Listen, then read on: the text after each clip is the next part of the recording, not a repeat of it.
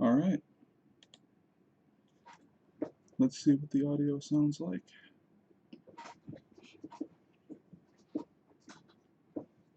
Sounds fine.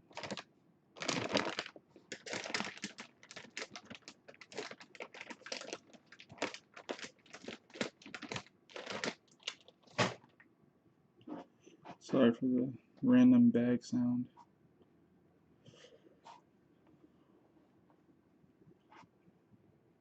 Okay, so you guys remember yesterday I was working on this page here, and I thought it looked fine, you know. But then I was looking at it again.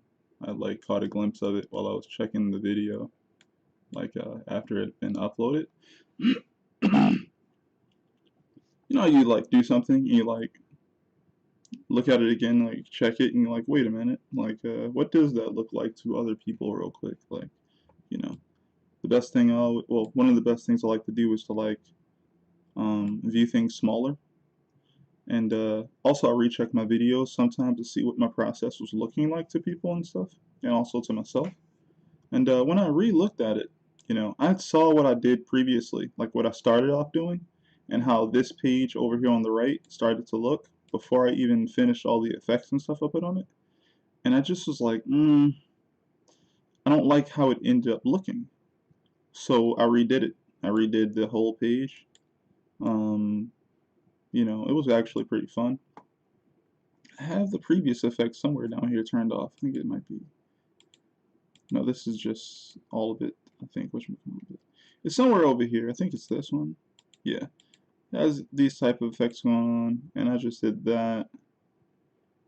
I just did this right when I first started off.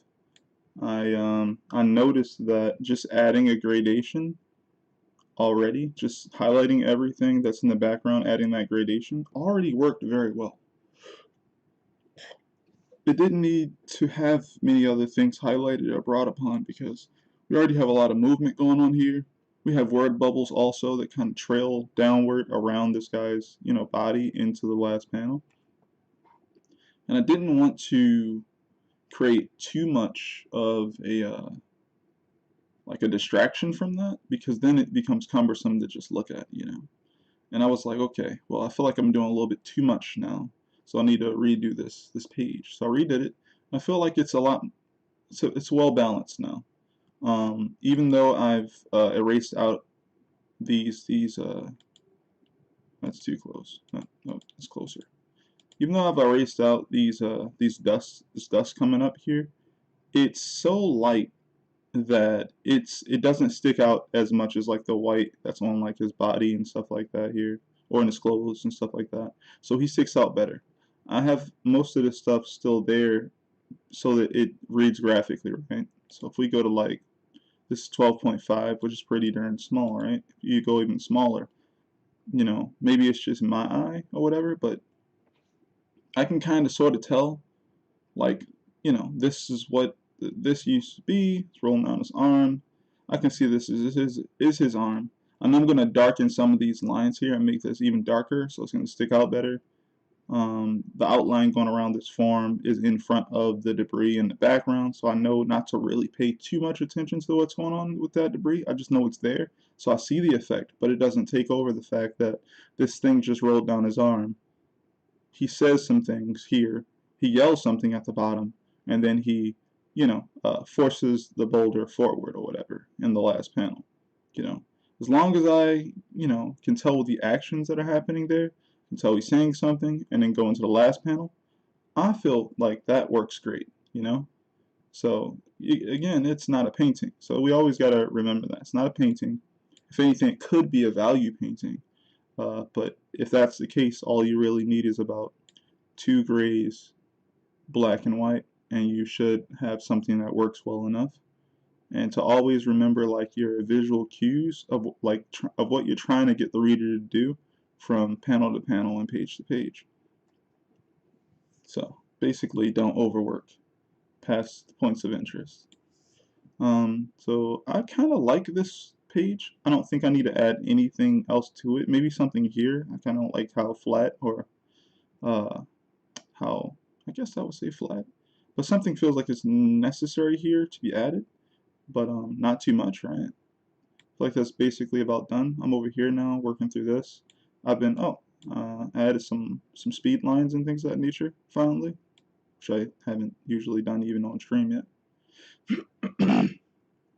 And I added some stuff in the background here, kind of make the scene pop out a lot better. And yeah, I'm gonna probably rework or add something to this last panel here as well.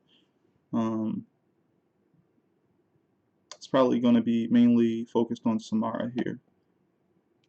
Oh, I didn't even do her bottom part. What's going on with me? Let me make sure. Is she anywhere else that I didn't possibly do that? No. Okay, cool. So I'm going to go ahead and add some more effects on different things. Start for scrolling in and out. Get started.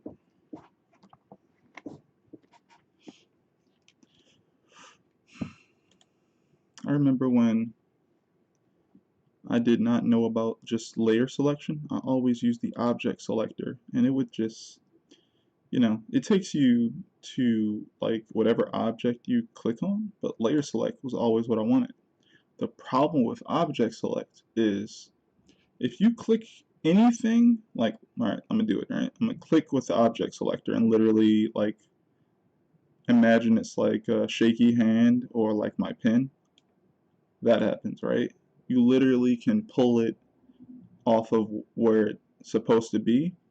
And I didn't really, like, I remember I was on the iPad or something, the mobile version of it, and you click or you tap, and then if you tap slightly, you end up dragging this stuff right off of where it's supposed to be. So I end up having to undo and try it over and over again. And I didn't know that, like, object selector was the thing I really wanted. My bad. Layer selection was the thing I really wanted. And with layer selection, it literally just allows you to click anywhere on the canvas, right? And anything you click, it'll take you to that layer. And you can't pull it. You can't like, oh, misclick. No, it's just gonna take you exactly to what you clicked on. That would have saved me so much time working on previous comics. Where you add all these random elements in there when you're first getting started. You're trying stuff out. Hopefully, you're experimenting, and then you're like, wait, like I'm pulling this stuff off, or you don't. What if it's worse when you don't see it, right? Imagine putting like some tone or value on your picture, and you don't even notice that you slightly moved it, or you slightly moved the line work, and then because you're like working really hard, working really fast, and you're not checking everything as you go like you should be, right? And you're in like a flow state of just getting something done, and then you get done, you zoom out, and you zoom back in, and you're like, wait, why does that look fuzzy? You zoom in more, and you find out that you kind of pulled your line work over a bit, so it's like double lines. And whenever you double line something, it basically looks blurry. So I'm very happy to know about the layer selection tool. So I'm going to click layer selection on Samara's values here on her forehead essentially. And I'm going to grab a pen tool. Usually like to pick a pretty smooth one. And we'll go ahead and click this value here on her head. Wait a minute, does that still do what I think it does? Only with certain tools, I assume. Cool. Now I'm going to go ahead and add these things here. And I'm going to try to map the same angle.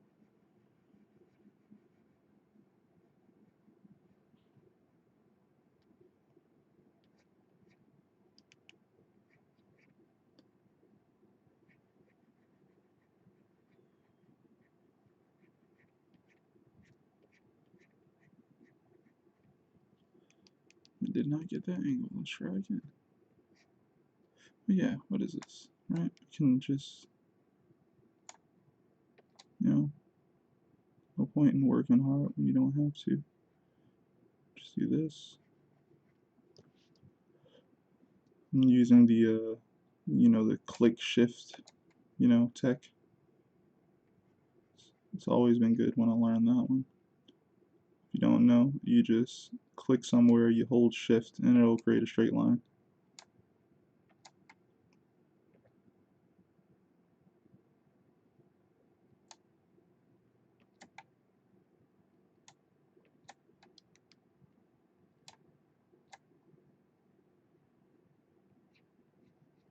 Let's check what it looks like from far away. It looks okay. It could be better. I think we need more variation, right? So that's what we're gonna try and add. Also, this one kind of lines up with the other one. So what I'm gonna try and do is kind of fill that area there. Now I'm gonna put like a thin line. So I think that works well.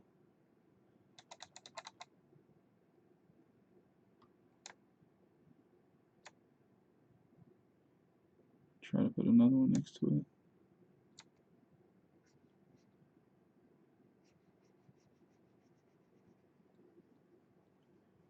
Another thing I'm gonna do, so I'm gonna go through and make sure that I add like some like a light source type thing.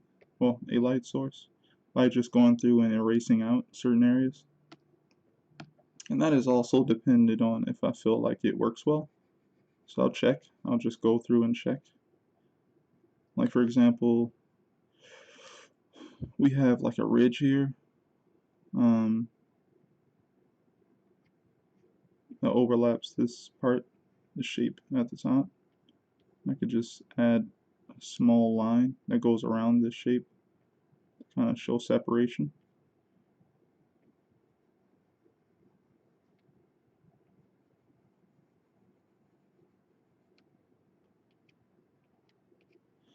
And this mainly is to try it first, right?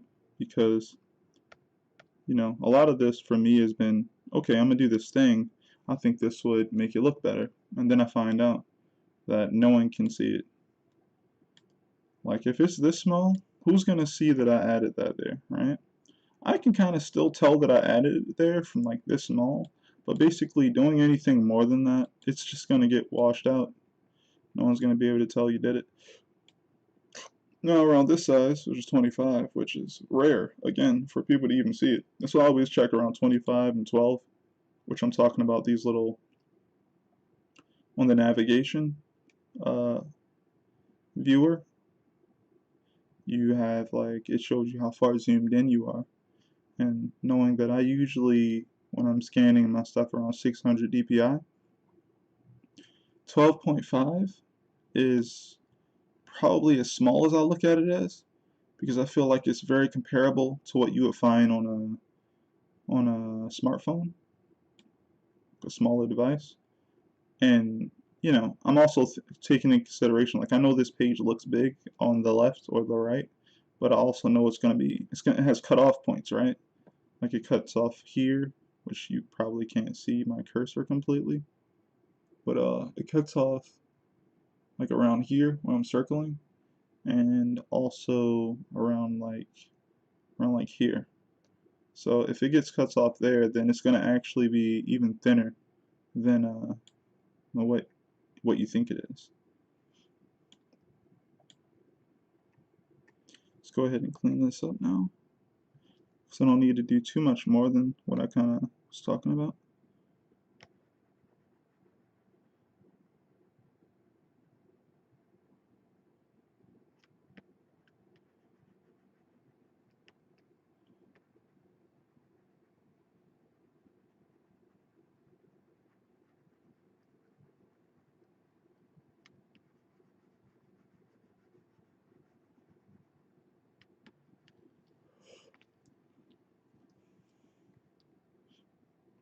Alright, I like the way that looks. I'm also going to go ahead and fill the space underneath here, since they're on different planes. One's at the bottom, which is being blocked by the sun, and these other ones are at the top, could possibly be hit by the sun or the light source. So go ahead and do that. I might as well also go ahead and add something here for the eyes.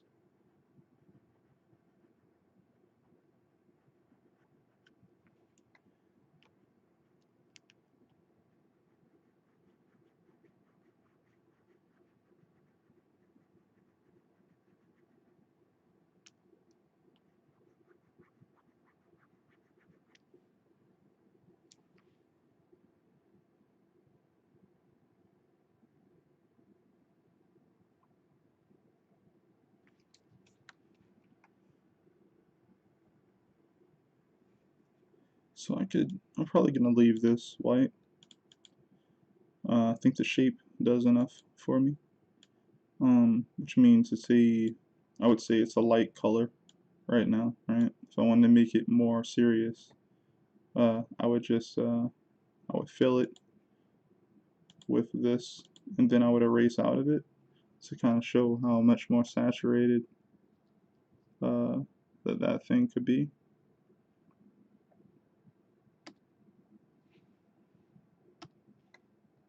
And I would just erase out from there.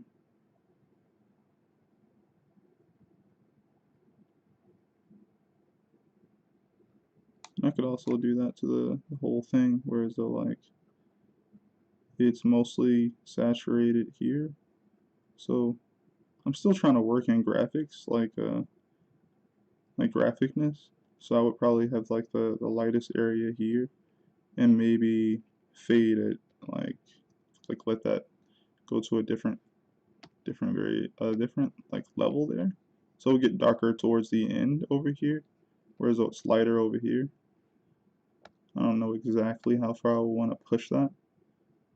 See, now I like it. Now I want to do it. Now just trying the effect that way, I'm like, oh, that looks nice. I always have to check by zooming out. But yeah, that actually looks pretty cool.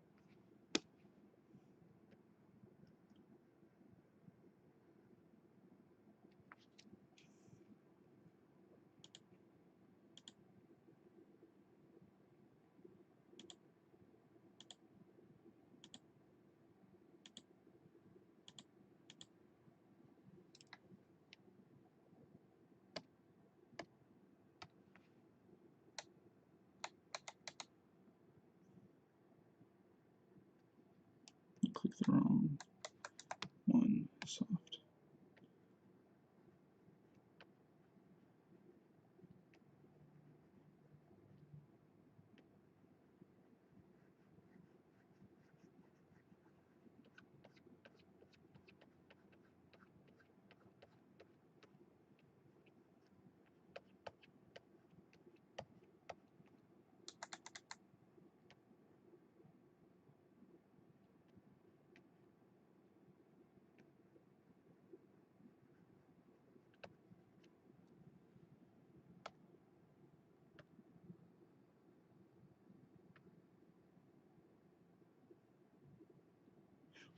Alright, that actually looks pretty cool. Now, I do see some problems, right? See that let me check here and make sure. So the cutoff point is all the way down there, but it seems I didn't extend this as far as it could go. Or maybe it wasn't supposed to be even cut off where it is. So I'm like, I'm not gonna completely rebalance this page much differently. So what I assume is, see if I cut it off where it's being cut off at right here, if you see this little line, I don't know if you guys can see it. It's like a line right here, it goes all the way across. I could have definitely made that not so, yeah, let's try that. So it goes like about there. That's funny, you can't like, wait, wouldn't you just hold, whatever. So it's like about there, right? I guess I could cut that off, right? I guess I could cut that off.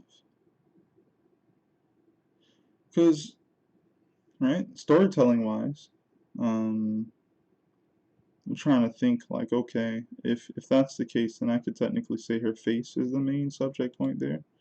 And more so than that, I would mainly hope that there's no feeling of like me cutting off her limbs, because you know, bad crop areas could look like you're cutting off limbs. So let's see here if we just fill this with white, which is a lazy way to do it. But, you know, right, if we were to do it like that, does that look bad? Does it look like we cut off her limbs? I kind of think it's okay. It looks okay. It looks okay.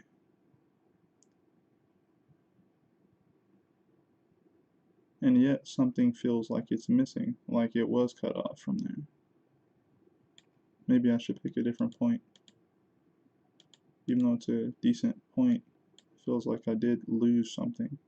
Probably because this part of the bubble where this little orb starts, where her talking gets cut off like that. And that's probably what it is.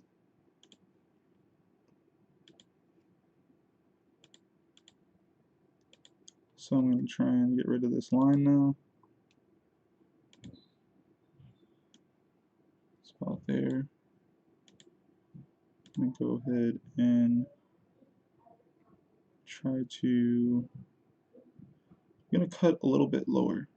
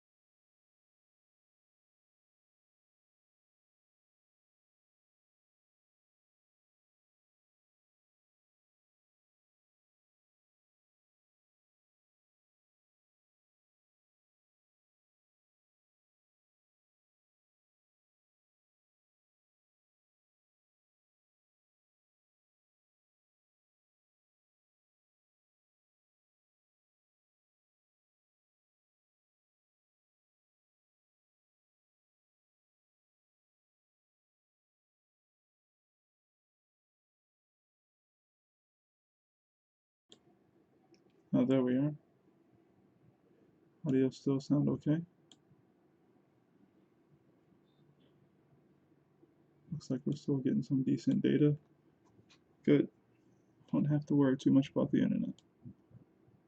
Alright, so like I said, I figured out why it was looking a little odd. And it's mainly because this part of the word bubble was being cropped off. So I'm gonna go ahead and add that back, and I think that looks fine. The other thing is, if I'm gonna do that, I'm gonna need a line there, right? So now we have it back, but now this part is open. So I'm just gonna add a line there at the same time.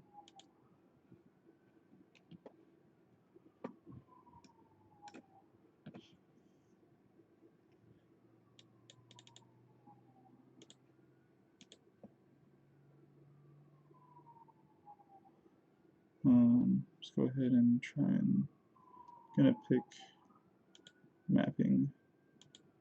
I'm gonna go down to like 25-ish, right?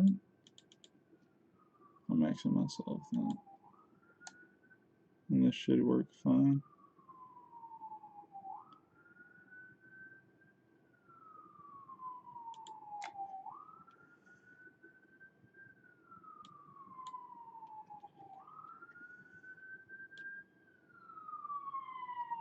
Okay, and that looks just fine. Now, what about this area here, right? What is going on here? It's overlapping here, but it cuts off into that page, so Also get rid of everything that's dealing with that part of it that's being cut off there. Or I could wait to do it, right? I could also notice something later and be like, okay, I need to move something over. But right now it's all on its template correctly, so I'm not going to worry about that. I can go ahead and reselect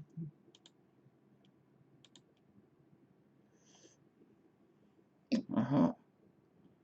Our first kind of problem. Except you probably wouldn't even see this. So go ahead and select this area. Go ahead and select this value here. I'm also going to go ahead and click this. Make sure I got this value correct. Alright, I'm going to do that. Cool. Select this area again, or one of these areas near it. Go ahead and click this to select the value. Right there. It already looks patchy,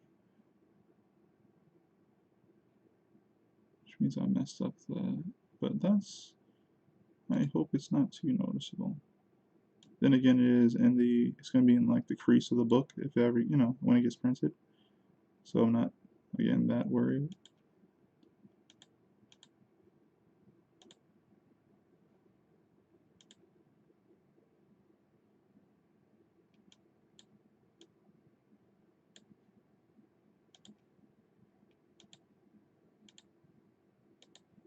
Alright, I think no one should really care about anything that looks a little bit weird over there.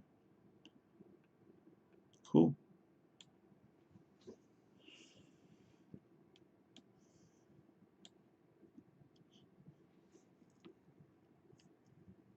I'm just looking over things at the moment silently.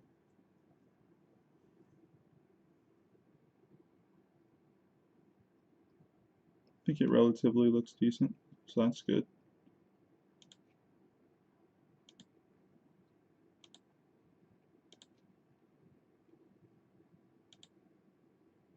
Wonder why it's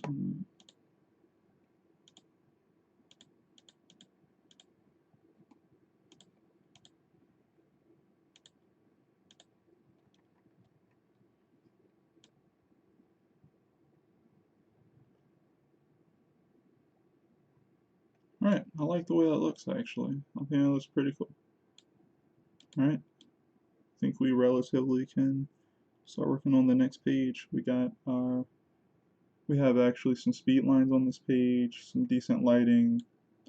I'm definitely gonna end up going through and changing some things around.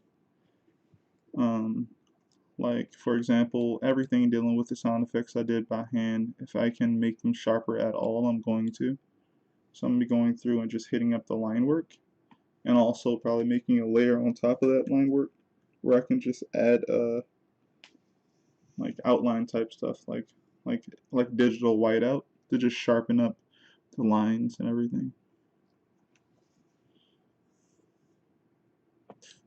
Like this is just the letter T and the letter M, and I feel like it's fine, but it also doesn't read as well as I would like it to.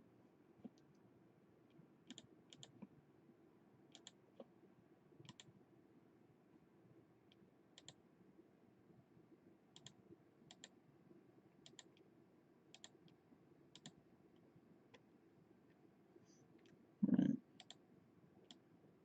cool.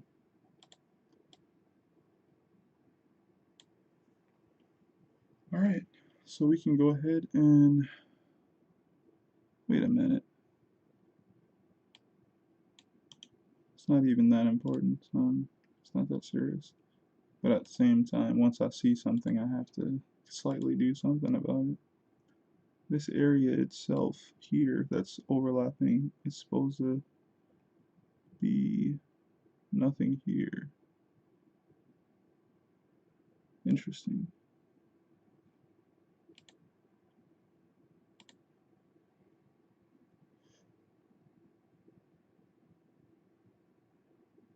Cool. Okay. Nothing to worry about there.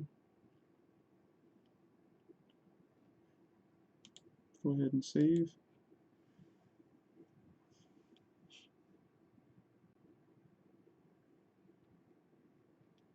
Alright, so let's see what these next pages are looking like. So we have our first splash page coming up. Alright. Yeah, the previous page is definitely one of my favorites. I really liked it. So what I'm going to do is gonna make a new folder. And I'm just going to say like, I'm going to put UD for underdrawing, because all this stuff is from my underdrawing phase. And I'm going to put it as purple or something. Now I'm going to click off of that folder and click every single thing.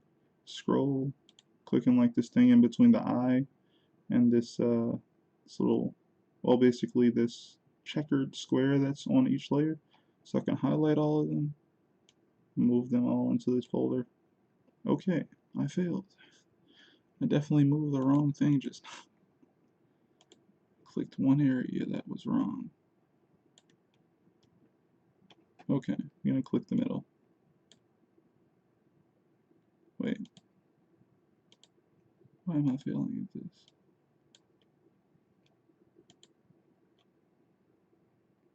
Now I'm actually second guessing where I should grab it from. I'm gonna pull it over.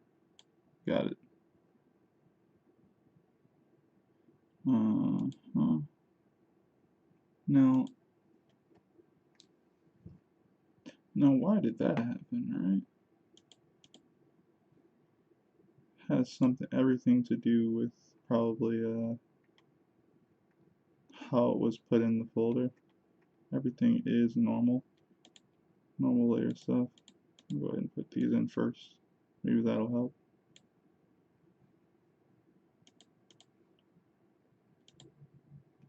Okay, let's backtrack.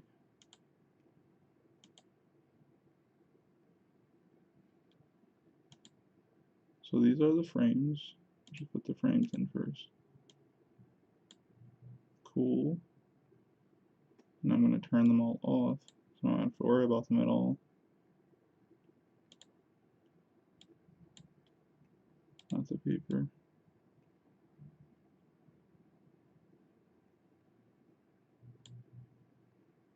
Okay. Cool. Now I can just turn that off. Alright, let's go ahead and import this, both of these pictures now.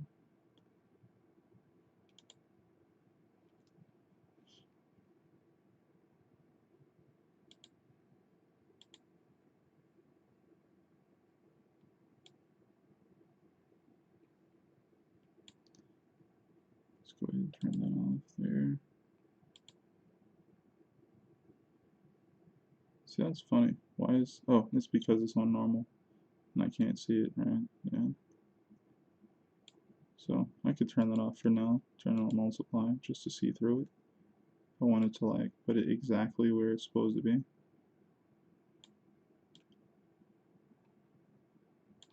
But I also find it a bit distracting, so it's not really that hard to do. I'm just going to overlay it where I think it should go.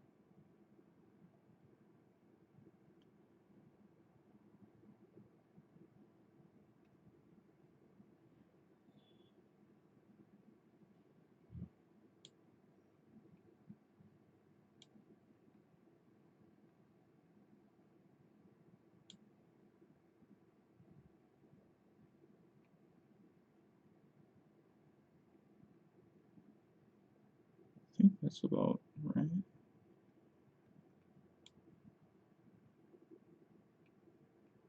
Only thing is I know that I didn't draw past certain points. So I know that this should be very close to it.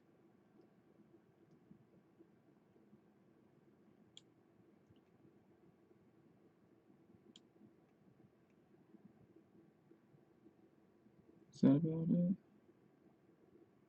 Be around the middle of the page. That's there. I'll get scooted over a bit. That should be about it. Says it's a little bit off, but that's fine. Unless, okay, I was trying to get the sound effects directly in that square, so that's what was up with that. Okay, I understand. See how we're looking. Almost there, exactly.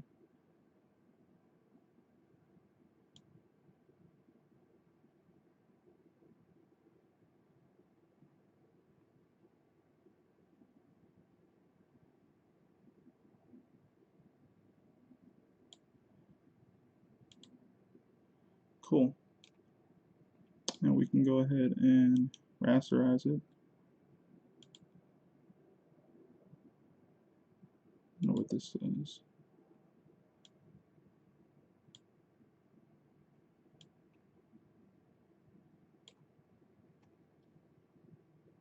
I was wondering if it'd be cool to have two versions. To like duplicate this layer and then like just to have that. To like use it as some sort of texture or something. That'd be pretty cool actually.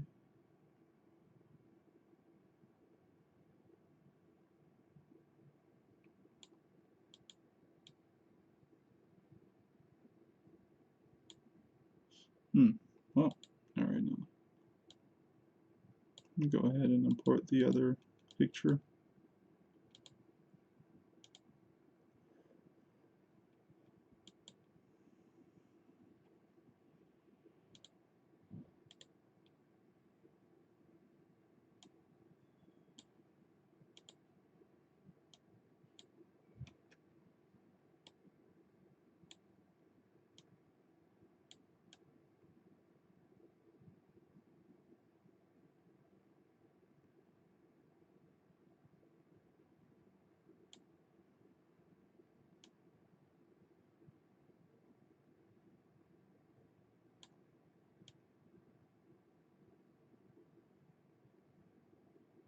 And I think I kind of got it here. Like that's lined up well enough.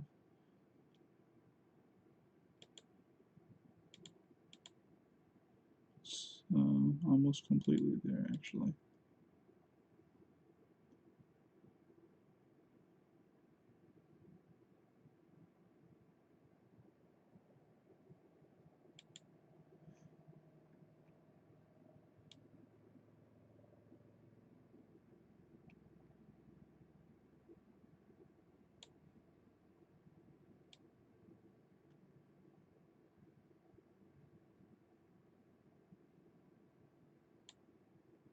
Alright.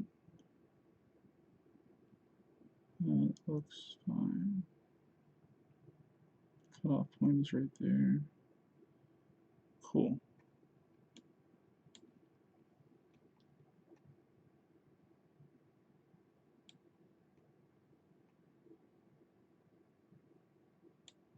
Okay, that looks fine. Goes over. Let's go ahead and rasterize it.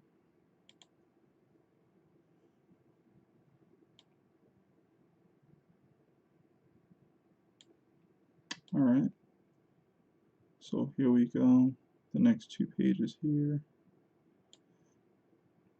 I'm gonna go ahead and try to get rid of this little seam joint right here in the middle of both pages.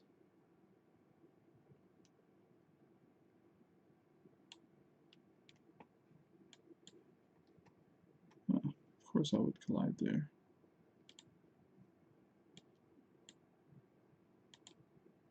Okay.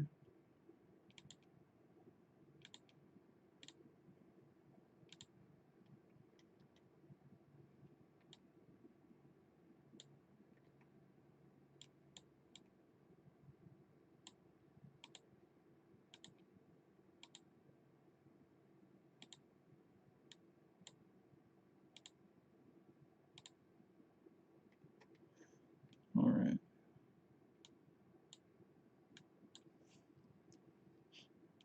doing these should also be pretty darn easy.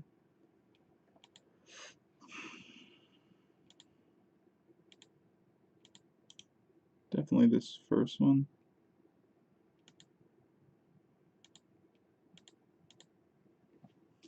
It's page 10. Hope everyone's doing okay.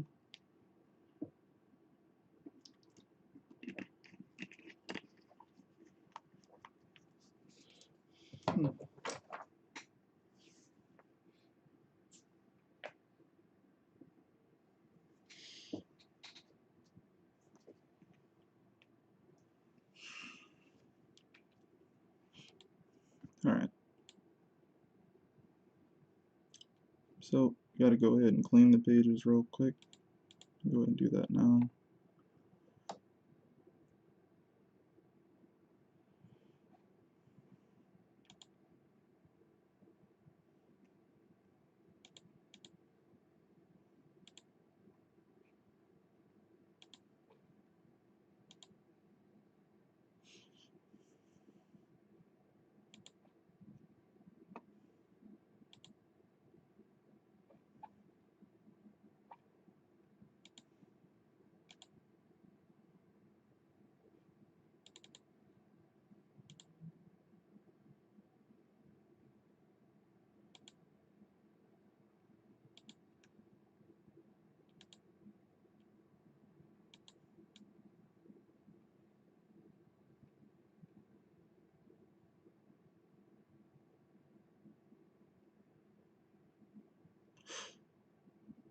That's interesting.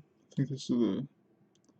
Oh, okay, that makes sense. These two pages are done on deleted paper, so they're bigger and everything. And it has, you can actually see the grid that's going around the deleted paper. I was like, I wonder why. See these little dots that's going around it? That's actually in like a straight line going around it, like in frame. You can actually see it. I didn't know I was going to be seeing that. So 10 is fine. I'm going to go ahead and start removing the dust. So, and I know that there's no reels. Like, I wasn't over here detailing the speckles and stuff like this around here, so go ahead and get all that.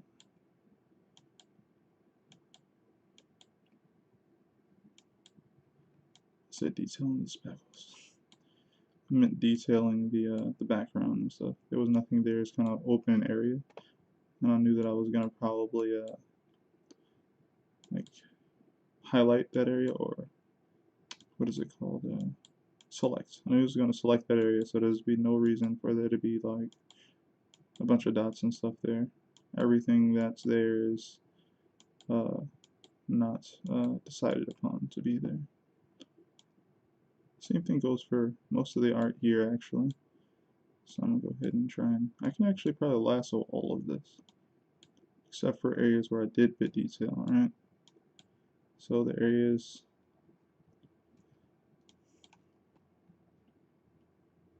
See, do I lose any of this? I think I lost one. But do you even see it if I turn this on? Not really. Okay.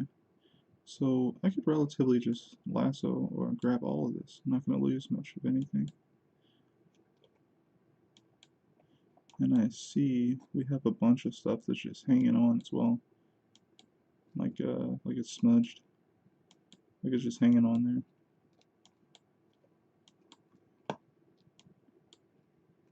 I thought I did a good job cleaning up most of my pages. Maybe this one was just the one that got away when it comes to that.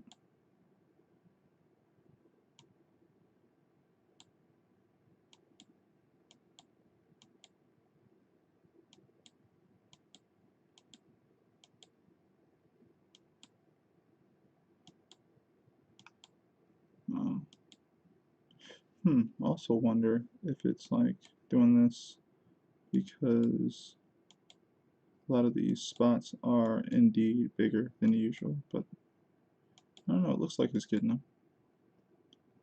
Make sure I get this arm area. Actually got some there. Okay, so everything else, what I'm going to have to do, see if I can grab it with this tool here. Let's see. Okay, I think I got all of that.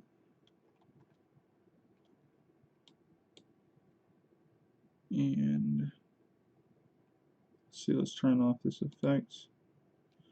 What are we looking at? Are we getting anything that we don't want to get? No, I think that's pretty good. Let's see what happens. We lose inequality on the line work.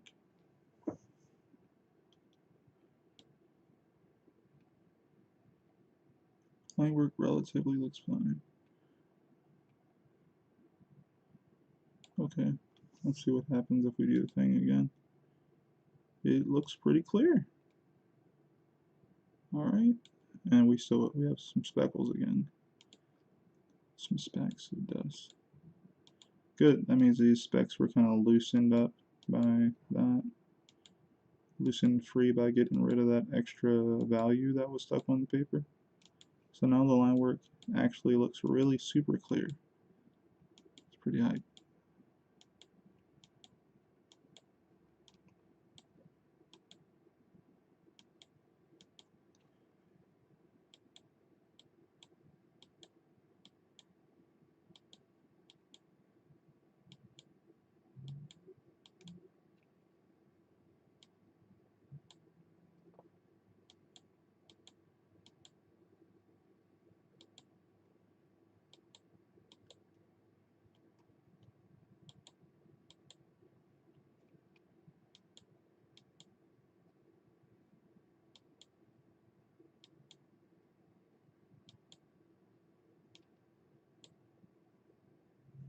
Did I lose something just now?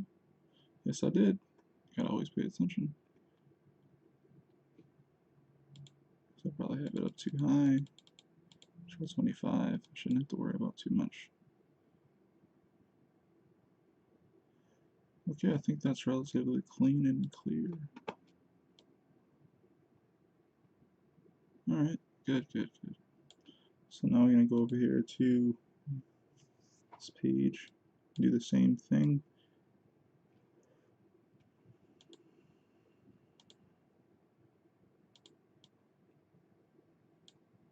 And of course it is on the same style paper, same type of paper. So the first thing I'm actually going to do now is what I did second. So I'm going to go ahead and just try and select this color here by itself. I wonder how it will do.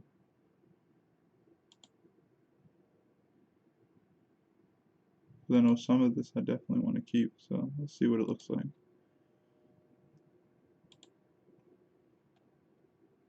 No, it did a great job, from what I can tell. Did a great job. Okay. Remove dust.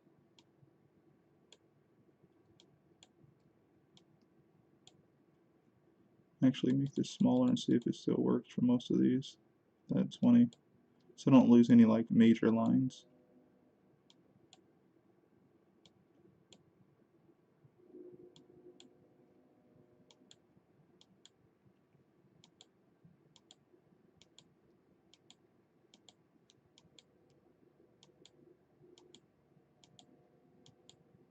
Cool. It's looking good so far.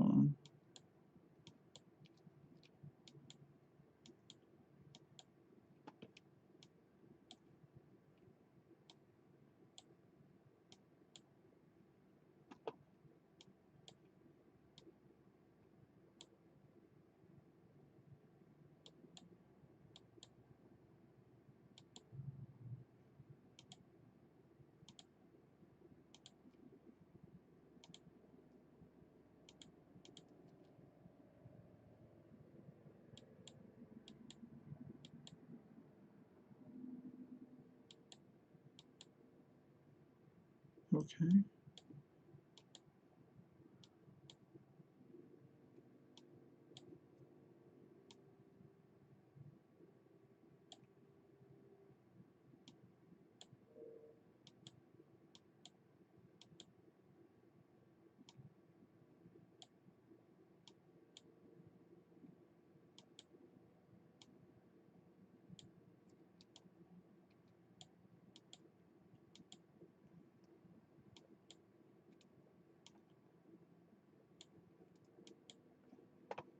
me check something.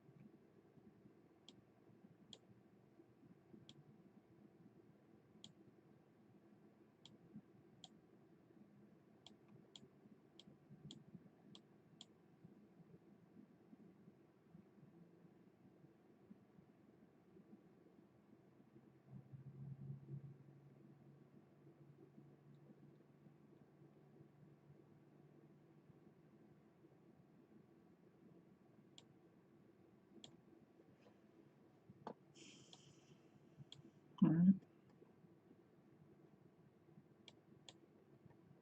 I'm gonna zoom in to get these little specks here and here.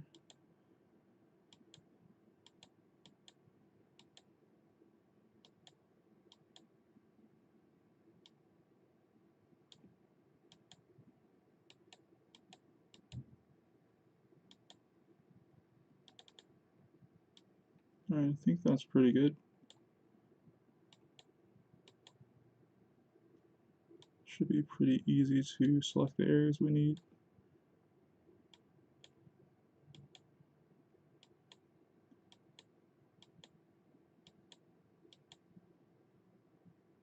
See here, how's this boulder looking? Right, we don't want to lose too many of these.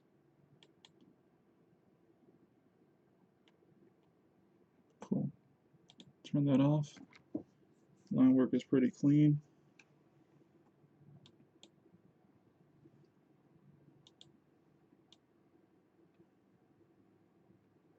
Alright, so now we can go ahead and start adding values.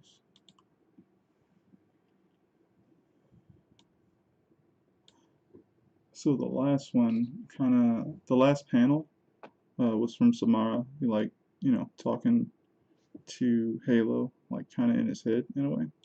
And I want to kind of use like a from the darkness into the light type thing. So I'm going to go from dark into light essentially. And I'm not necessarily going to create a halo effect, but I guess more so, I guess I don't have to work that hard with it at all then. What I could do is put some emphasis on this steam rising up. Keep saying steam. Dust, the sound of dust rising up here, coming from his hands. And everything else will be a different value. So I'll go ahead and start.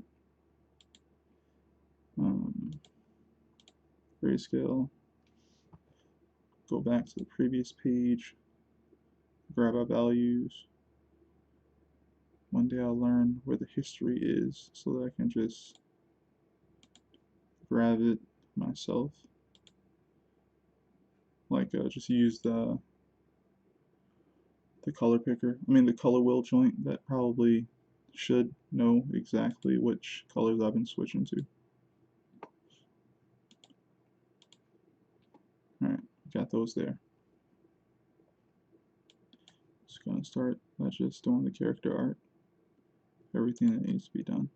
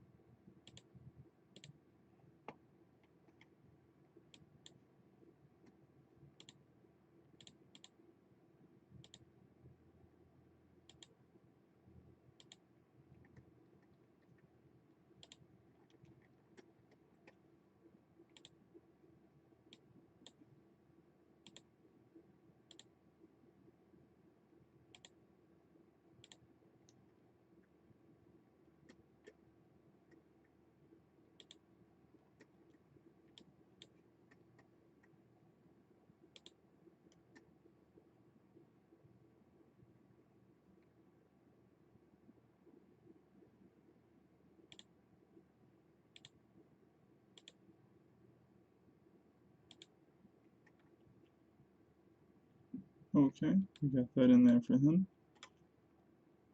We could do an erase out technique for Samara's uh, emblem here, so that's probably what we're going to do.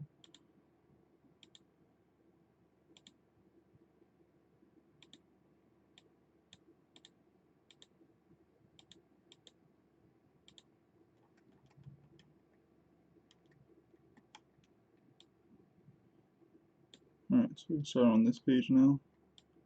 Go ahead and get these in here. Yeah, I can see the struggle with my line work here on this image. Even though this wasn't like the hardest pose to do, I'm definitely going to have to spruce this up a bit, just a bit. Again, I don't think people will even see this very much. It's one of those images that no one's going to be zooming into, hopefully. But working digitally allows you to get probably too precise at some points. Definitely on smaller images. So I'll try my best to make it a little bit more appealing. But other than that, I think it might be going too far.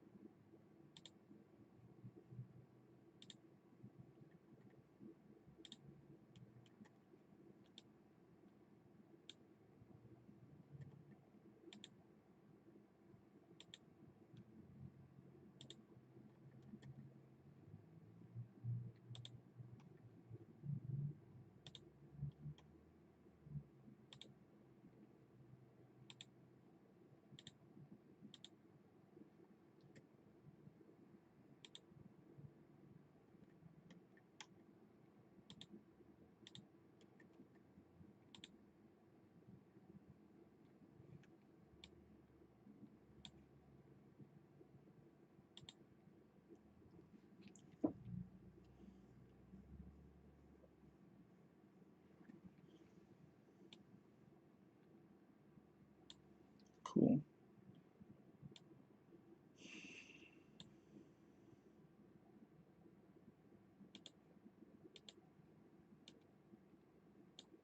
Use like the lasso tool here. Except I don't really need to. Not much.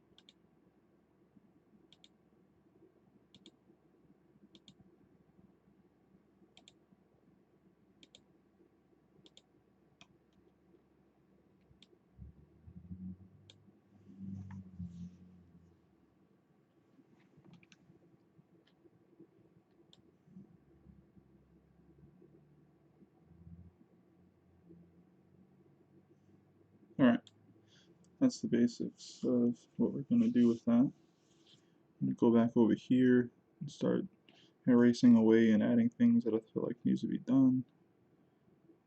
Of course, I remember something else that I want to have there.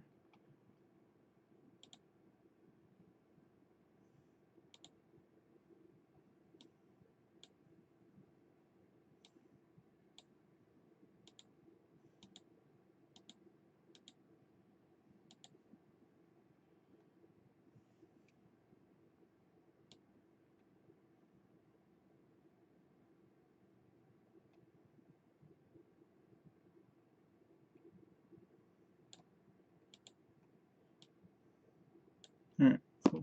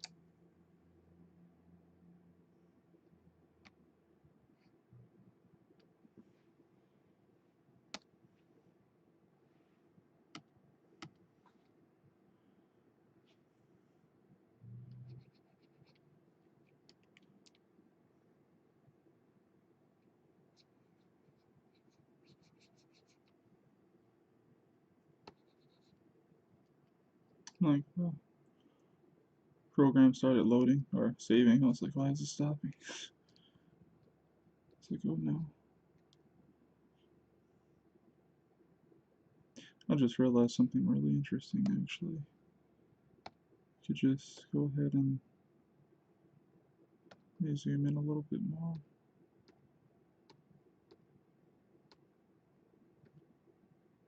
Yep.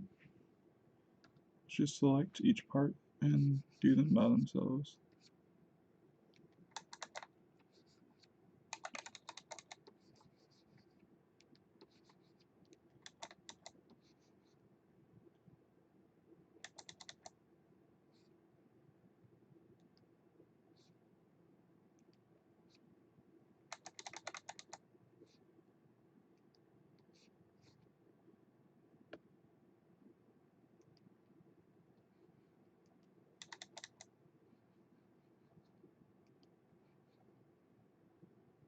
Okay.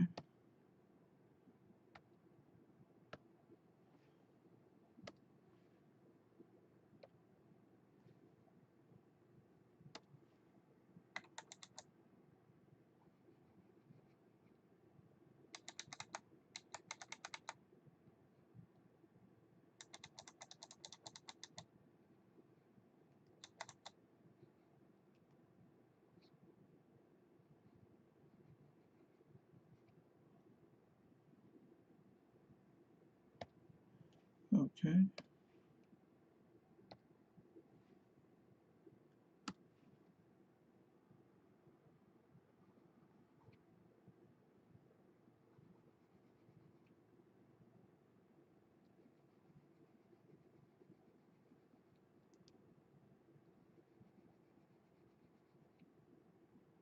Okay, that's perfectly fine right there.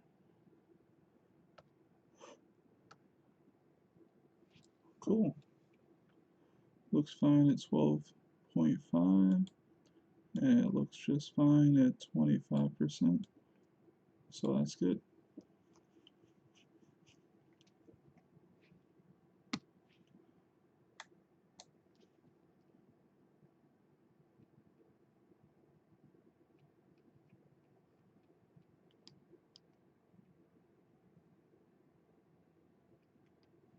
Let me zoom in a bit.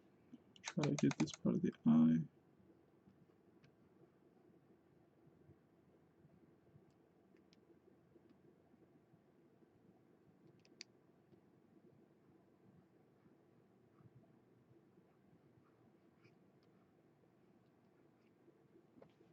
I feel like that might be a little bit too thick of a line.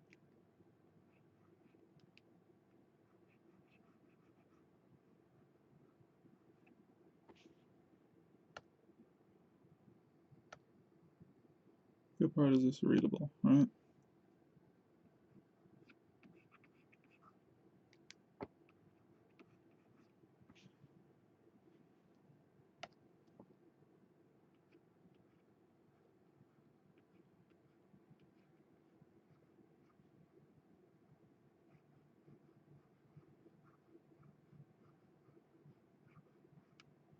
Okay.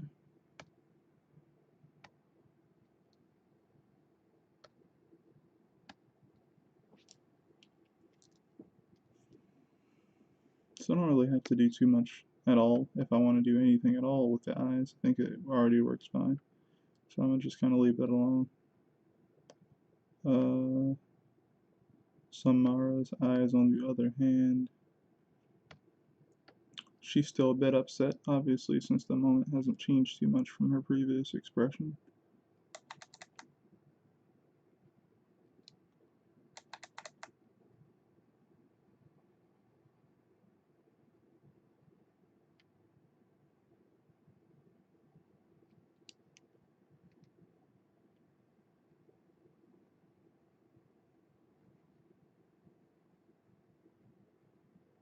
My favorite thing, adding in effects that no one's gonna see.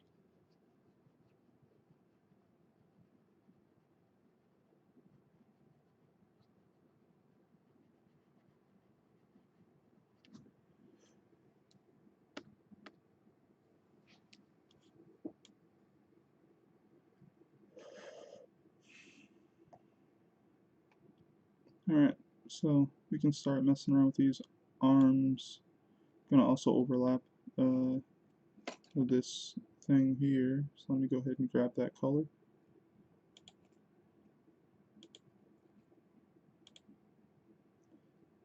Can actually use this lasso tool.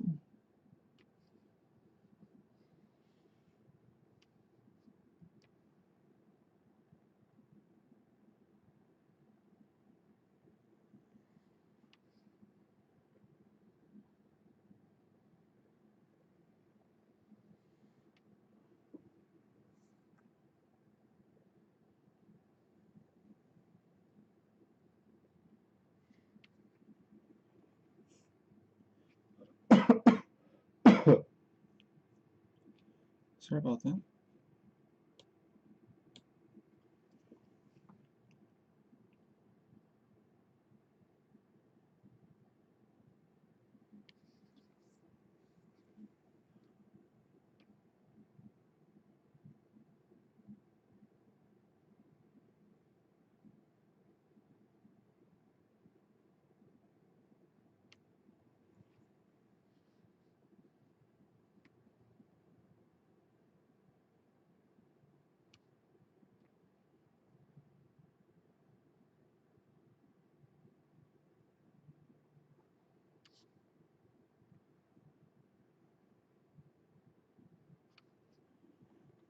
Alright.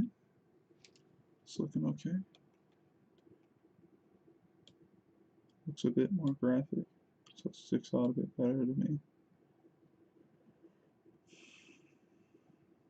Alright, so now I'm going to work on these effects. Well, I'm going to erase out some things.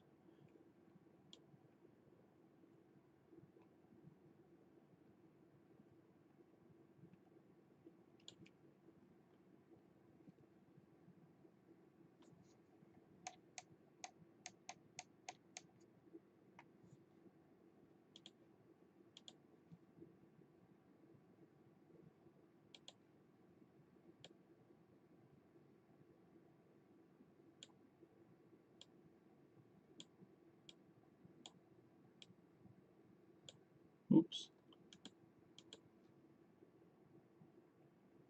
Alright.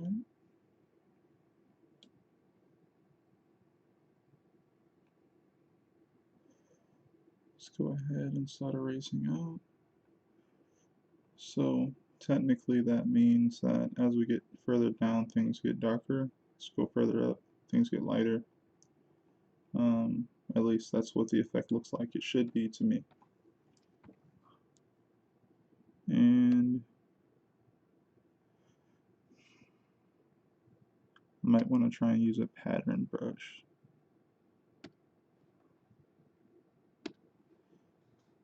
Let's see what this looks like. Looks like that. Well, we're going to use it to erase out.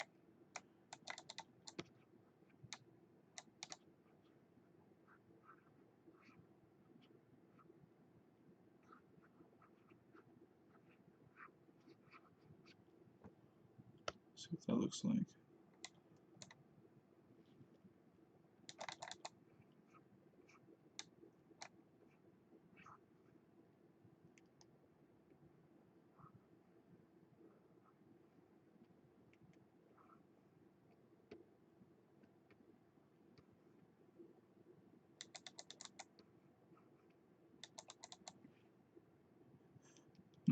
Actually, let's try that other tool that we just started using. It's a pen. It's at the bottom of the list.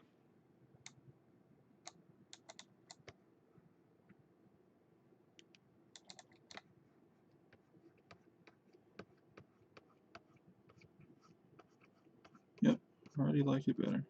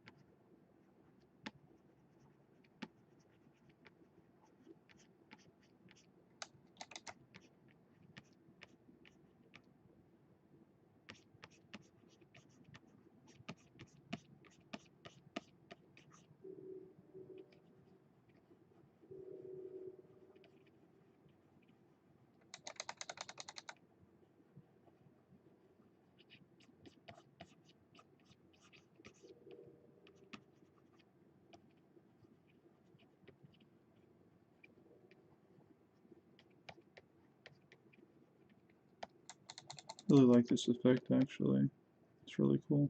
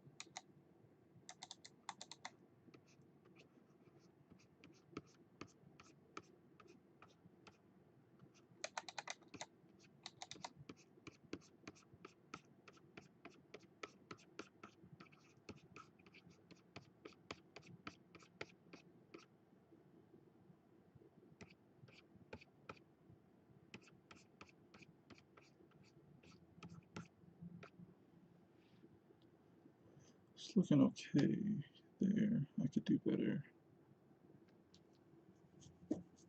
It's looking okay.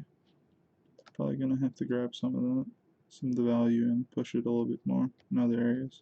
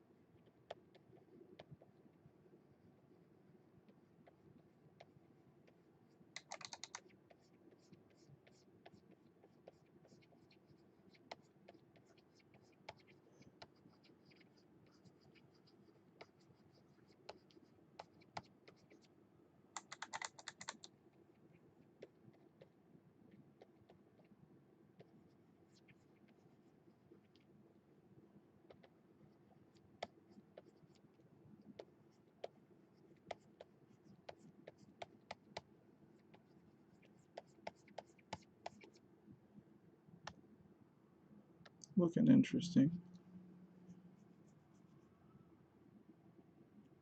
Looking interesting.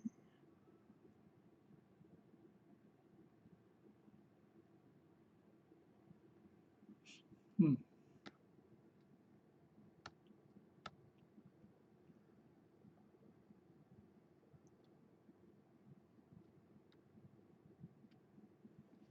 Makes me wonder, did I erase that?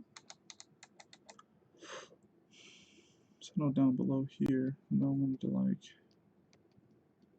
So I know that I erased a bit out here, but I know I wanted to keep a bit here as well because of how the effect came out on the other hand, the other arm.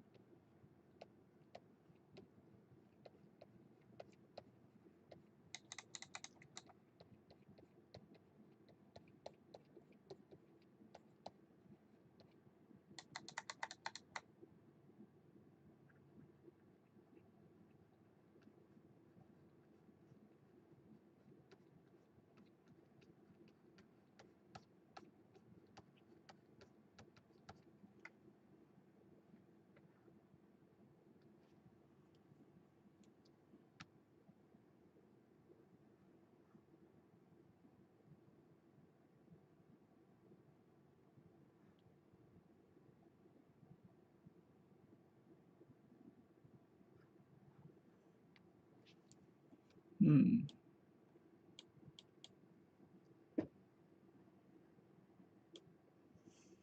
So I'm gonna go ahead and grab a different value and try to do the let me see, this is that, right? So I'm gonna go ahead and do the shadow. Hey, what's up, Tavon? How's it going?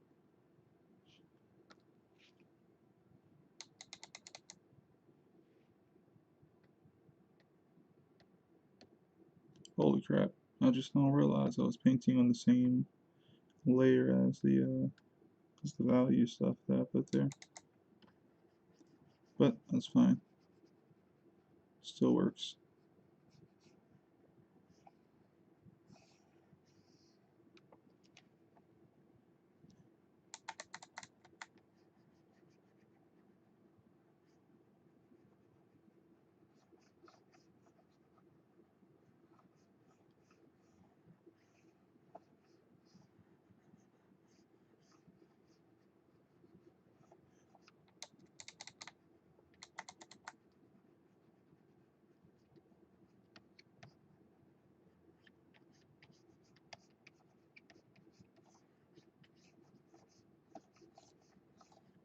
Okay.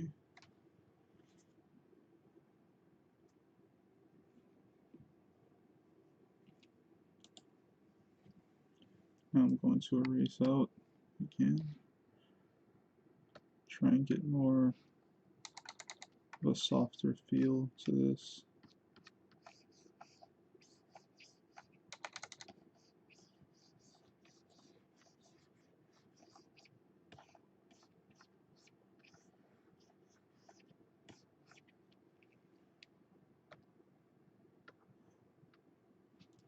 Might be a bit too soft. So we're gonna grab this here. Maybe also this pen.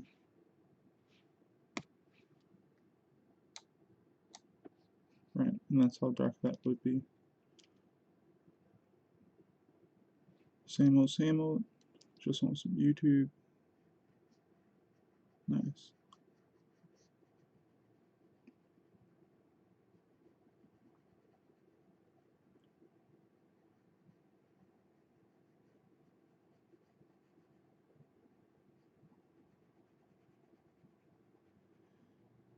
Yeah, it's been pretty quiet stream today. It's no problem.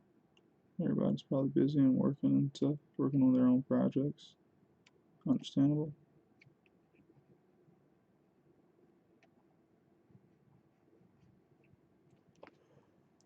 Yeah, oh no, not me. No, no. I do some of it with the mouse. Uh, I'm using a digital drawing tablet and pen at the moment. Dude, if they had mice with pressure sensitivity, I'd definitely start using them more because you know, it why not? It'd be so easy to do, so easy to just use.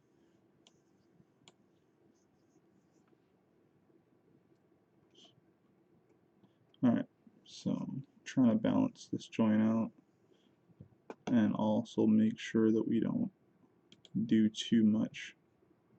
So let's go ahead and try and start to select some of these areas, which actually could be difficult, honestly. Yep, look at that. I think it just selected like everything. Like, let's see what would this look like if we go to a different layer actually.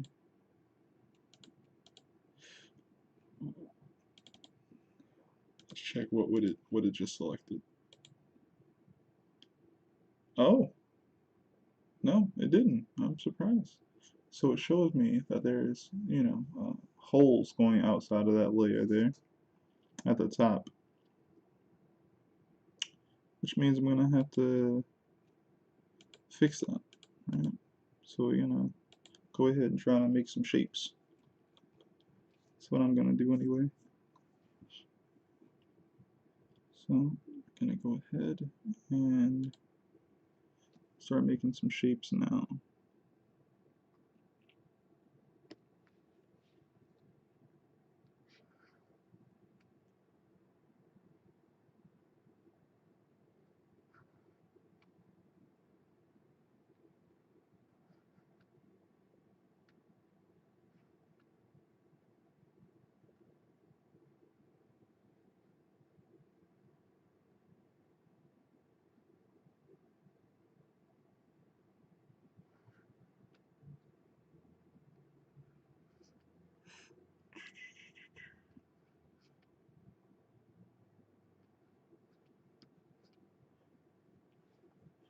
does not have to be perfect at all. Just have to fill the gap in these areas and then use it. So I think there was a gap, well, I think there was a gap there. I have to go to the other side.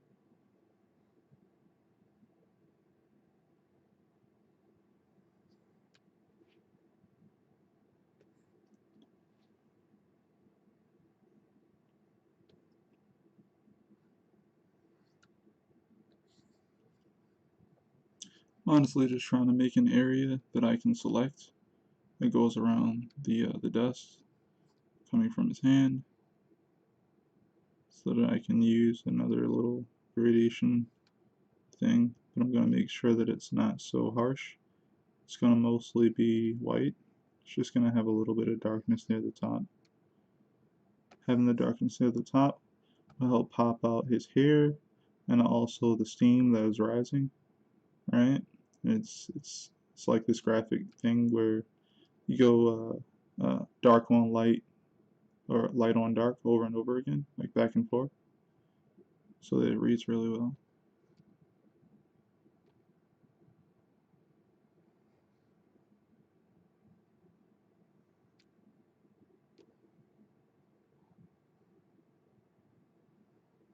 So at this point, I kind of have almost what I need. Just gonna get these other little parts here.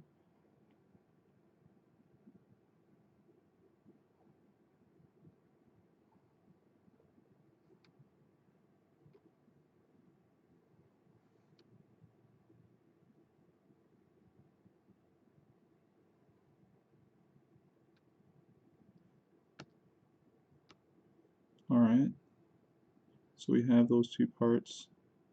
And of course I have to go ahead and seal up this other side here to make sure that nothing gets out.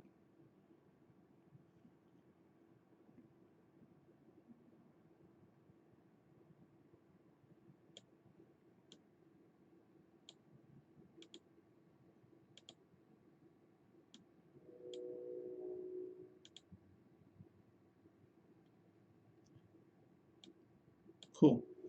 So I'm going to go ahead and select this here, create selection layer, or creates, wait, let me say that correctly. Create selection, right? And then what I'm going to do from there is what I'm going to try and do. Why did I do that? I just deselected. Undo. Now I'm going to essentially, I can turn that off honestly. Create a new layer, grayscale, multiply layer, and now I can add to the selection by having add to selection turned on to this magic wand tool, right? So now I'm going to start selecting these other areas.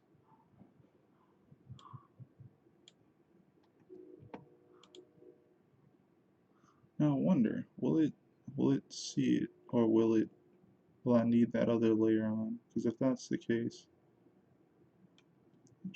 that yeah, it's probably not. Probably need that on to keep it in check. Right? See, I selected exactly where I wanted that time. Here and here, here and here.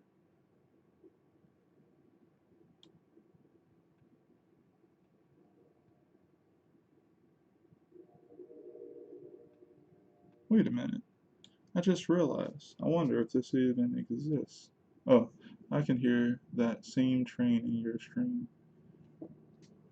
We live really close. A word. You know what's weird? I had the hardest time figuring out where the heck that train was, man. I was like, yo, there's like no train on land. like around me. Like the only train I know would be like the subway, but would I really hear it like under there? And not just like, yeah, maybe I would. Maybe I would hear it.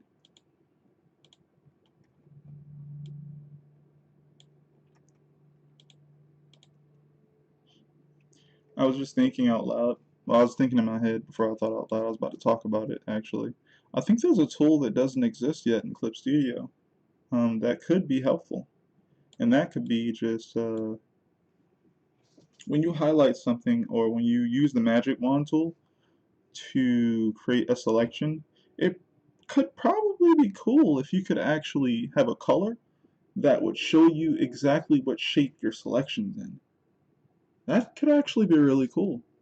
Because then I don't have to do this thing where I'm literally making a selection and I'm filling the area essentially. Like I'm I'm filling the area with a color to kind of see what it's gonna be, right? Instead, it'd be nice to just see it like visually without needing to, uh, I guess, do what I'm doing. Or there could be a different way to do it, right? I might not even know what that way is, which means there's something more to learn, which is always cool. It's always cool. But yeah, like so far this is what I'm doing right now. I don't know, I don't think I'm sleepy enough to like forget a technique that I would usually know. But right now this seems like an intuitive thing to do because of the problems that I went through earlier. Not today, but like, previously while getting used to Clip Studio and things of that nature. So that thing might already exist actually. But if you guys know about it, tell me because I don't know about it.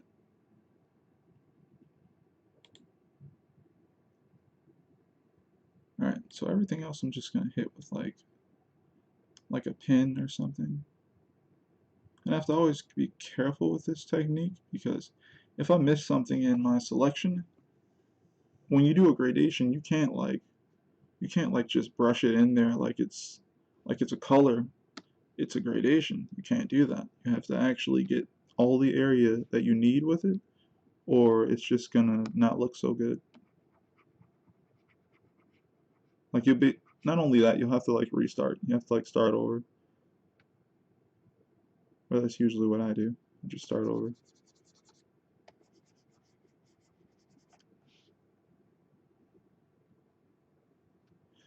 So I'm doing this part. I can actually expand this and make it bigger instead of doing anything else. Let's run this layer anyway. Alright, got the hand tool. Could also move this over so we can see better, right? Yeah, that makes it a little bit pleasant for you guys to look at as well.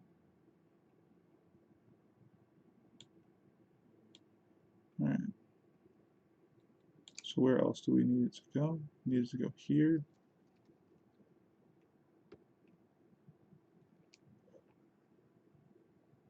What else is that, right? That area right there be filled in. Except there's steam right there. So this whole part right here actually wouldn't be filled in, but I'll come back to that. Erasing out something is so much easier than just missing it completely, as far as being possible to fill in.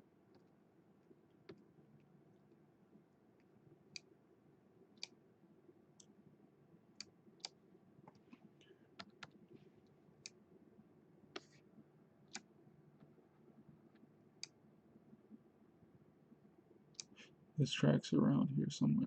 Sorry, bro, I don't know art tools. It's okay, man. I was just saying if you did know, tell me, bro. So I would like to know.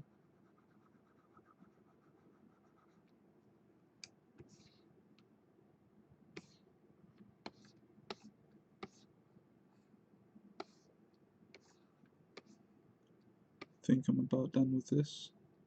I'm just, mapping out. It'd be like putting down masking tape to kind of block off an area before you splatter some paint. And then you pull up the paint type thing. You're just masking out an area. That's all I'm doing right here. Okay, so I think I got every area I wanted to hit. Trying to look around every nook and cranny that could possibly be hit by the effect. Make sure that I'm just only leaving a certain amount. So I think that's good. And of course, computer wants to save. Clip Studio wants to save right now. Cool. So now I'm going to go ahead and increase the selection size. So I'm going to grab this, create selection. I'm going to expand it. All right, expand selection area. So like by about 2 pixels. So it'll kind of fill in the area that maybe I didn't get correctly. All right, I'm just going to fill that in myself. Click it. And now we should be good. Alright, so take that off. This was the layer I created for that. Grayscale, multiply. Cool. Wait a minute. What did I just do? Alright, so I didn't realize I took that off. Now I'm going to go ahead and do the gradient map, or actually it's just a gradation. So we want the area above to be darker. Right, yes, exactly. So let's see what that looks like. Right, it looks like that, but I don't like it, right? Because it's overdone. I don't need it to be that dark. This is okay. Feels like I need better levels. So what I'll do is I'll pick a gray here. For the darkest value, it'll be like that. And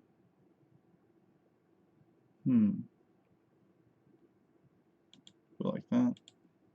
And instead of white completely, it'll be how about a 10% gray? Maybe that'll help out. Alright, so now we get an effect like that, right? That looks pretty cool. And basically it's just lighter, just an overall lighter. You can also start more above the head. Pull that down the page better. We're getting something like that.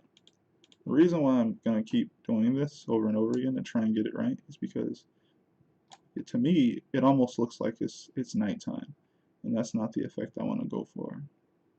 If I overdo it, it ends up looking like it's nighttime, and I don't want it to essentially be nighttime. Or for your brain to think it's nighttime more so, right? So I'm trying to create something pretty soft.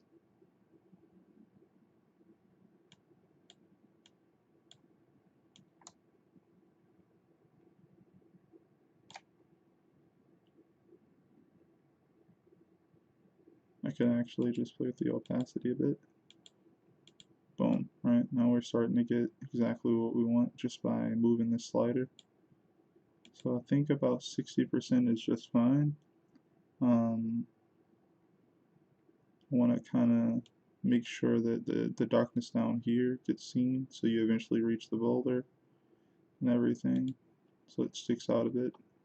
I kind of feel like a lot of this is a bit too soft, so I'll have to go through and try to check and make sure things are decent. I'll probably put some details on the boulder so your eye goes down there as well, so you end up in a circular motion, right? Because down here there's nothing really to see. These lines bring you to everything that's up above. The hands you're going to be brought to because of the dust kind of coming from it and everything, right? Smiles centered kind of, face is centered kind of, smiles off to the side, her tail is pointing down, his hair is pointing down to the boulder. So hopefully it brings you, you know, in a U-like way, like in a, not U way, but like, you know, like a U-turn, like a U, like a letter, you know what I'm saying? And then you go from the sound effect, you know, I guess it's kind of more like a circle, really, honestly. Like everything is kind of centered here. The two faces, you know, the sound effect that goes down, the hands holding the boulder. This one's, you know, further down, this one's further up, and it brings you right into word bubble, you know. So, yeah. So let me go ahead and start erasing.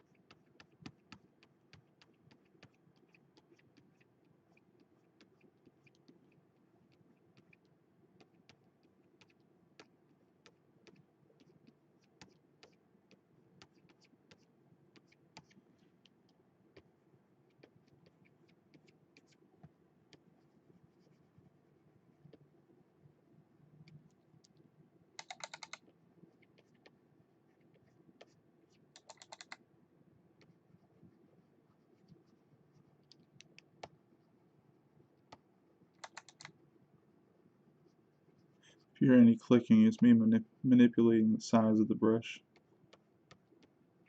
That's what that is.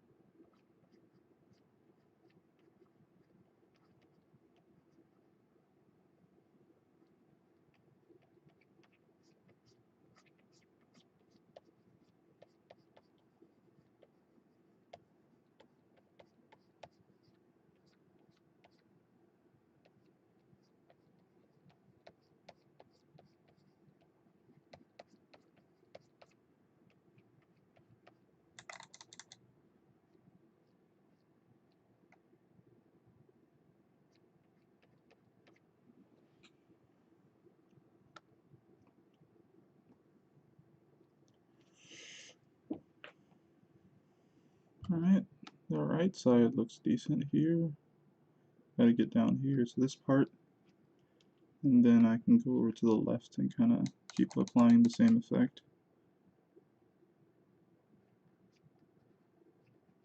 Let's get to it.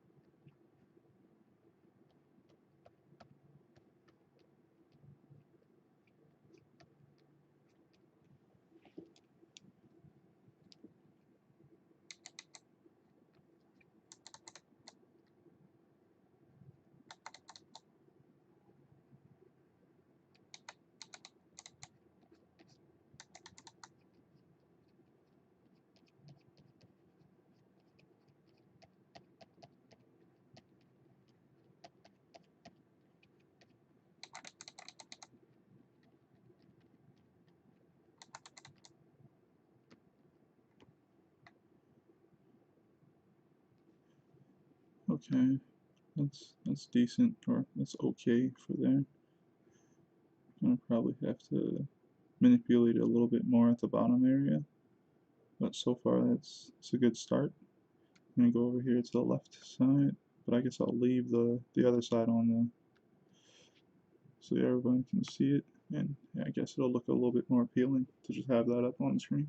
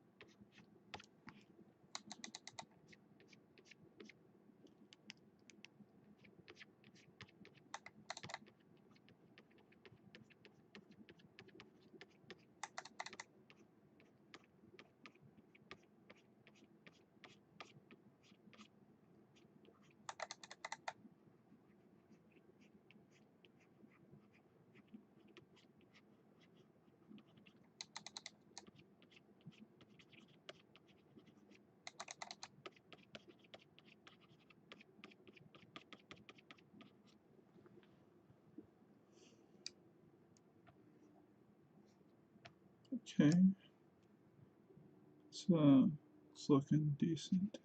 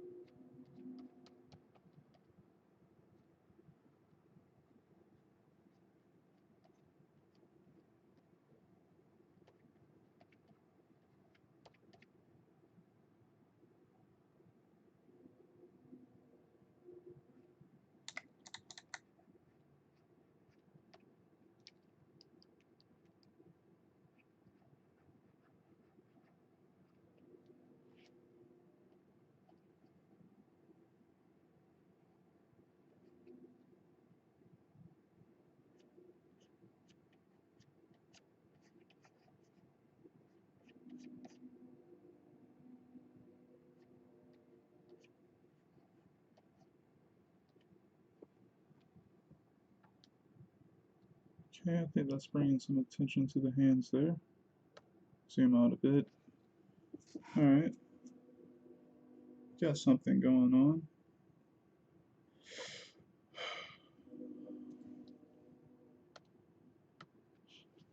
Go ahead and grab this here value for his hands and get this thumb.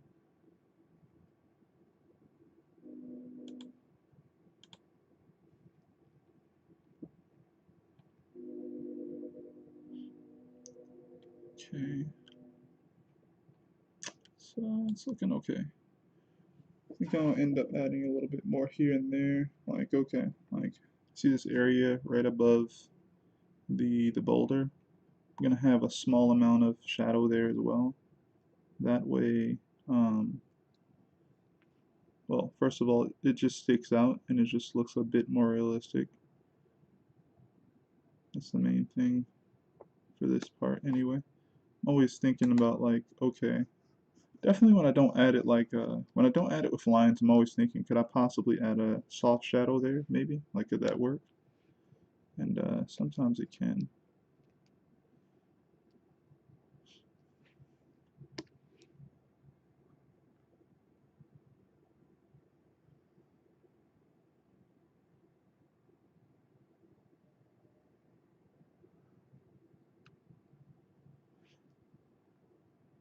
Well, that's a hard shadow. That should actually flow right over top of the hair here.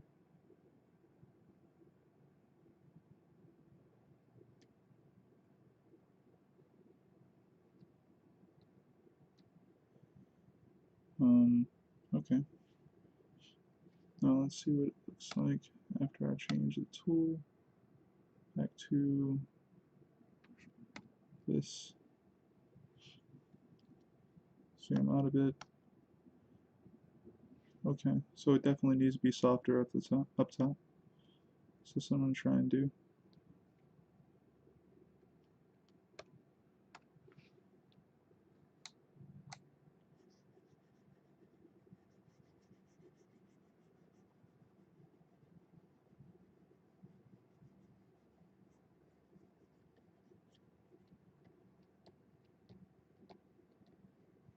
Yeah, looks a bit better.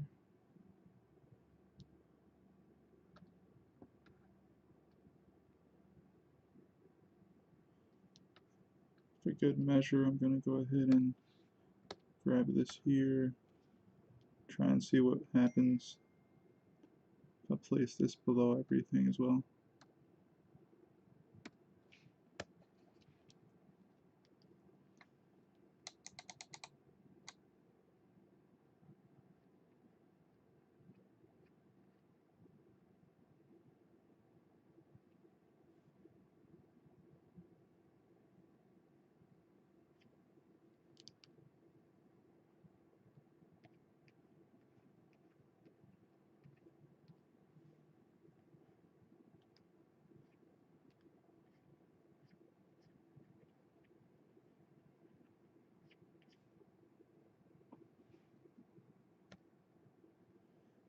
That looks a little too harsh, actually.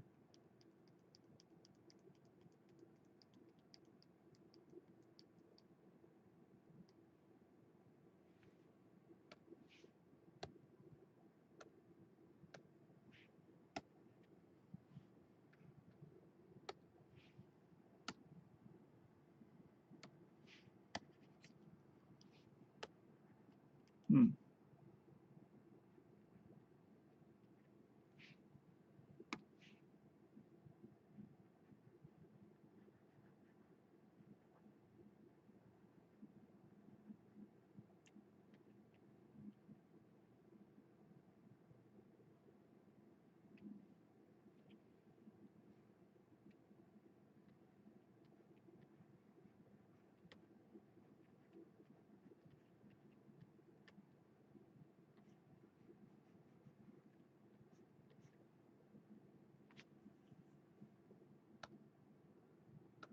I like that a little bit better, but I honestly still feel like it's a little bit too dark.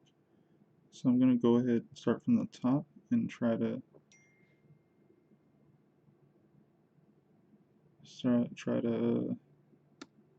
see if I can lighten it up a little bit.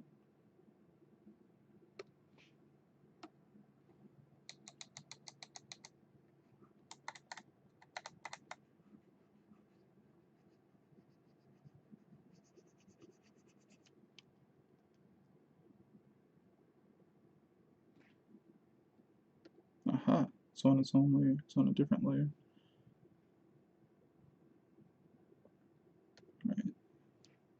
So that's odd. Why should I even have to lighten it up if it's on a layer that's already has the opacity like so lightened? But that's fine.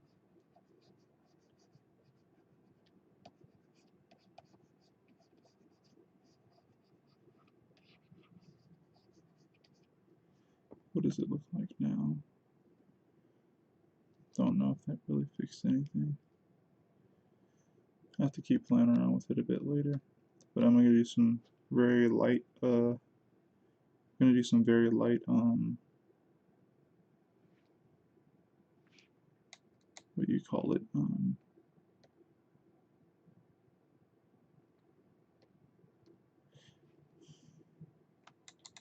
Do some light values for the boulder. That way it has a little bit more depth going on with it. I think what I'll also do is change the brush from what I'm currently using to something else after I finish all this part.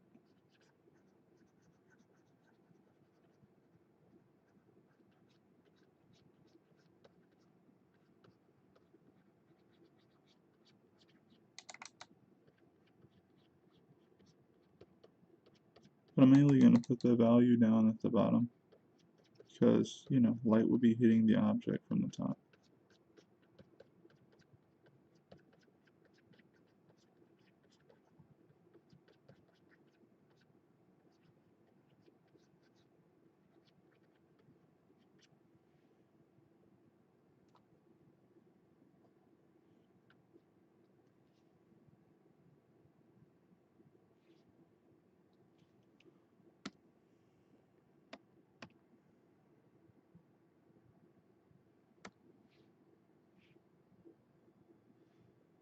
So let's see which wanted to try and use. Let's see, this is on 60, right?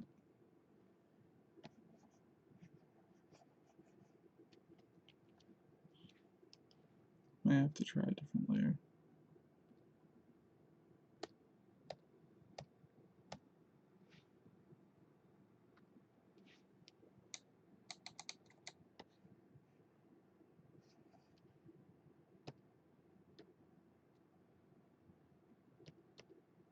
Alright, now with that around 30.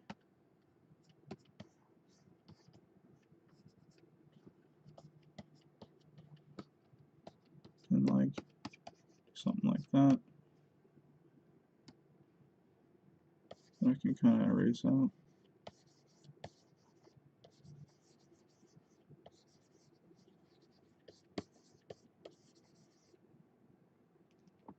Might have been a little bit too much.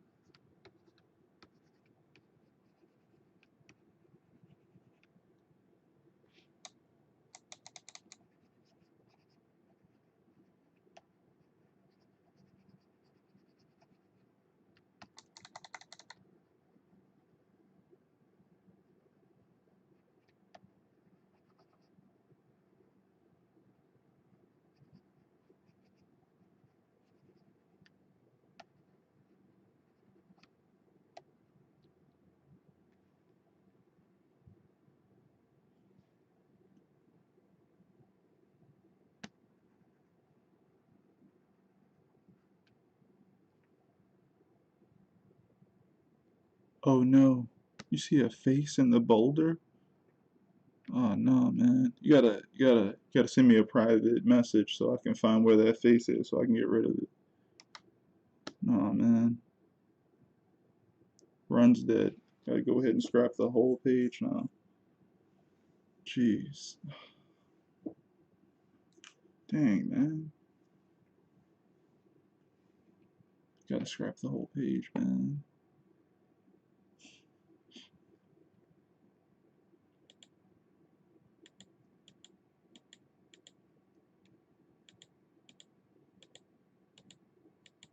I'll always remember you, page. It's like,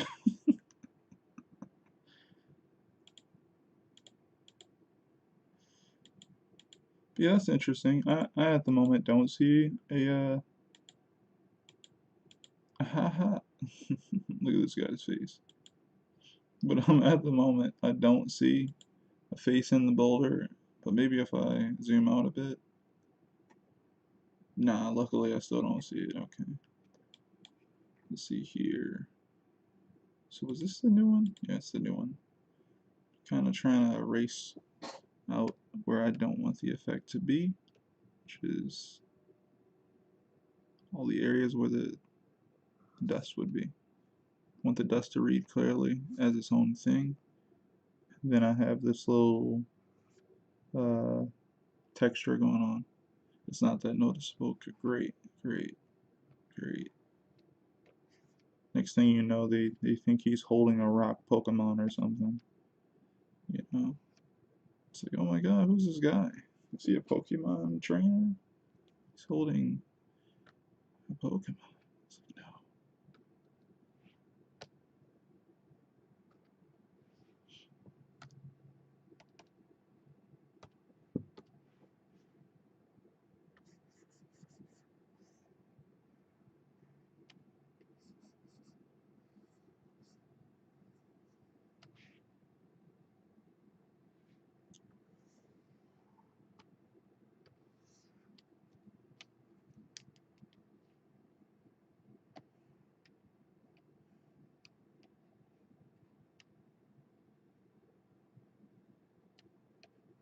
You did this, Tavon. It was you. You did this. Dang. Wait, how does Electrode look? You did this, Ava. Is this the crossover you wanted? Was this it?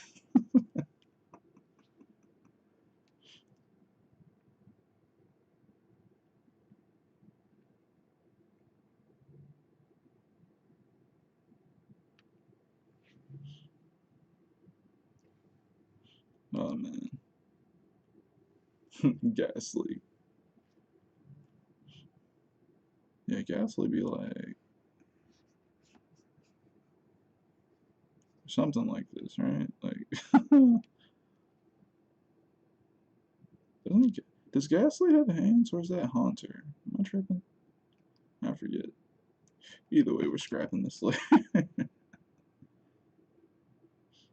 Actually, no. This is fun. I'm gonna just keep this up in purple. Turn it off.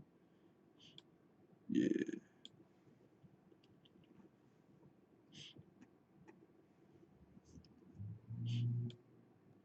Alright, so that's how that's looking. Definitely wanna. I'm probably gonna end up putting some more stuff around the rock. Like again, me still trying to quote unquote hold back when it comes to putting too much into it, but at the same time, putting too much into it. So I gotta figure out how to balance out what's going on with his hands and the effect I have there, honestly. So before I go ahead and add too much to like the rocks and everything, I'm gonna just leave this how it is because I think that the smoke or dust effect that I got, I enjoy it a lot. I like it. Um, I think that it's kind of exactly what I wanted. So I think that's fine. If there's anything else I do, I have to again make sure that it's again not too overdone. Kind of want to put a highlight on this dude's nose. What does that look like with this? That looks great.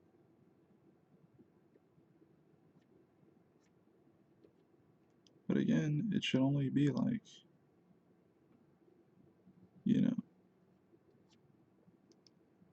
I have to make the thing bigger.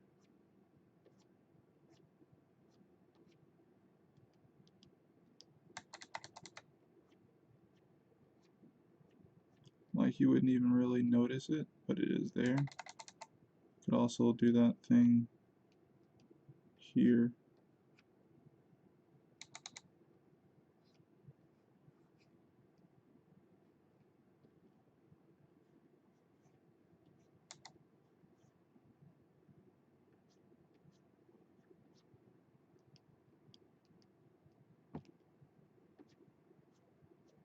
Man goes on stream and speaks about not overdoing it, and then proceeds to overdo it.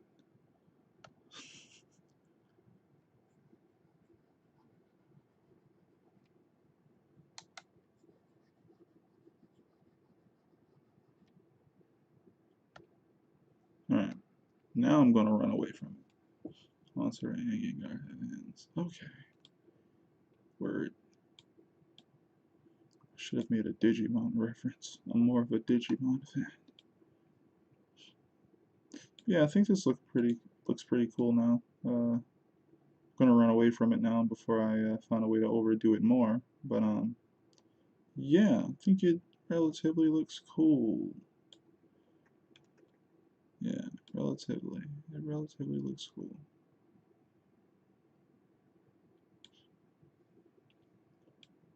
Alright.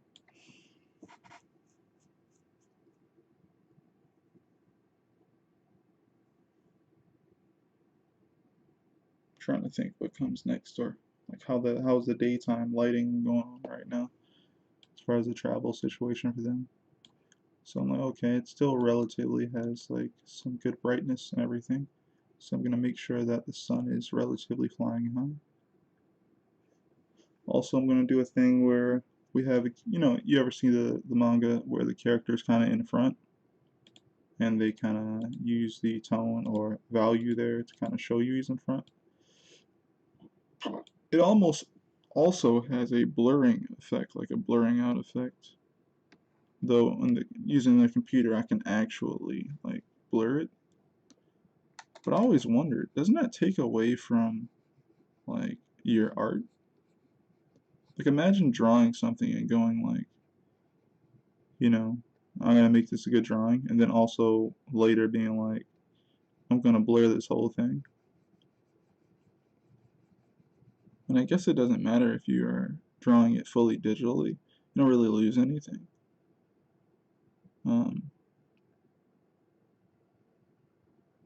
I don't know. I guess you never know what you're gonna do with your art until you read through it. It could always be something where you're trying to auto-correct something, where you're trying to correct something that you previously thought was a good idea, and then you're like, oh, this doesn't work the way I thought it should, so now you're like, I can kind of get rid of it, so it doesn't matter.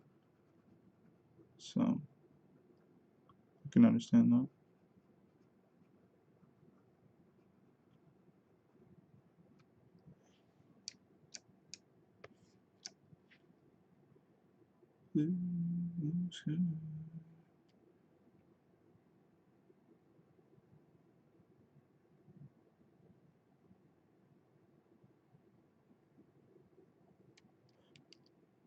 Gotta be careful with this effect, with this eraser.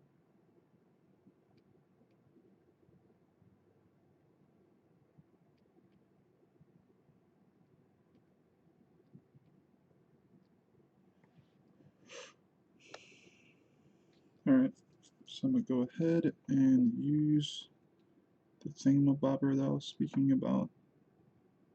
I'm just going to grab a value, which will probably be the secondary darker one, right?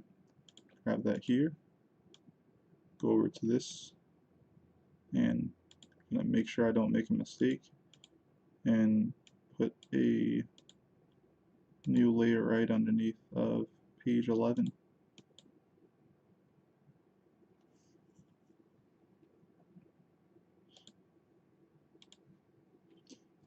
Now that I have that, I can go ahead and select all of this and just fill it in. And of course I know that that's a bit much, so I'm going to go ahead and erase that out.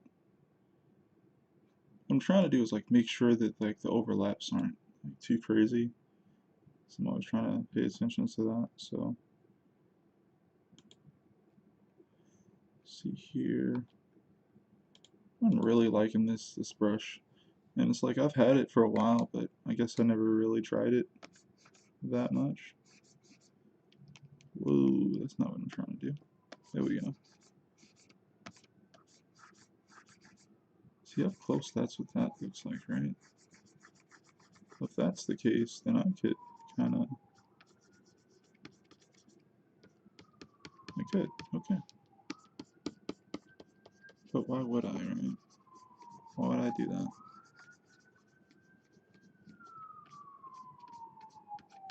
I also have another thing like that, like this, right? Set to be really big for some reason.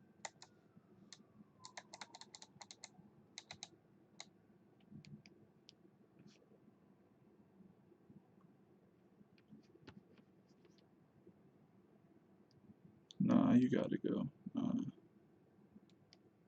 This thing is has so much like texture and everything to it that it slows down the computer or the program. And I'm like, nah, I don't need it like that. I'm really making this complicated. It does not need to be this complicated.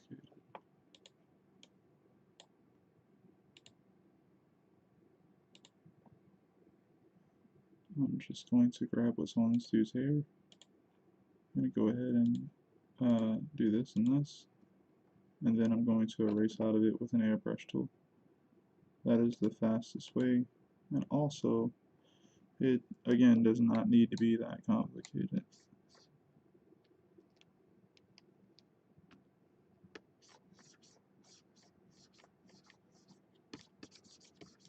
Yay, now we know where the light source is coming from. You can tell someone has their back towards it. And we get exactly what we're going for. Gonna go ahead and grab the area in the sky in the background. And I see that that's not going to be simple. That's fine.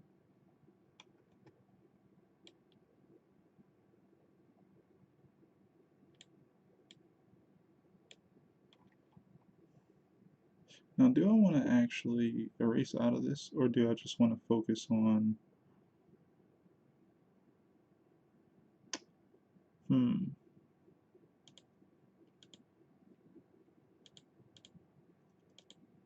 Let's see. I'm going to grab a pen.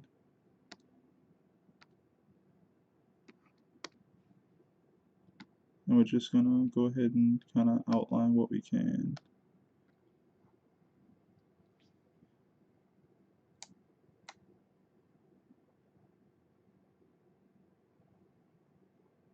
So we blocked off that area. Here. Up. There.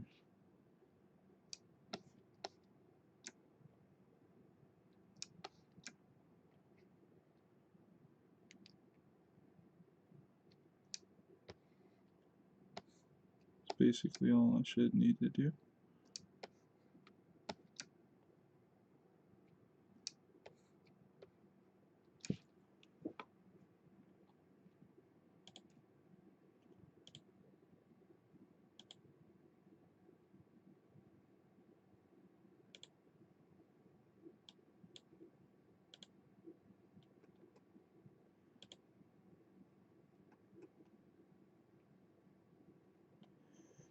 And while I have that selected, I can actually just erase out of it.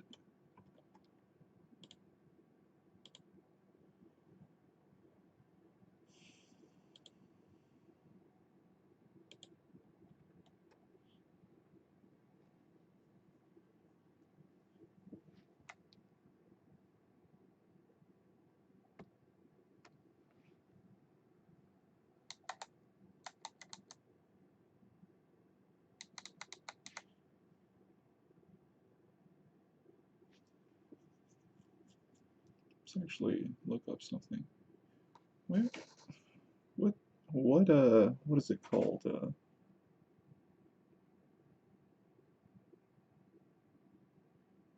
The sun rises in the east and sets in the west, right? Or something like that, right? How does that work? How does that work, chat?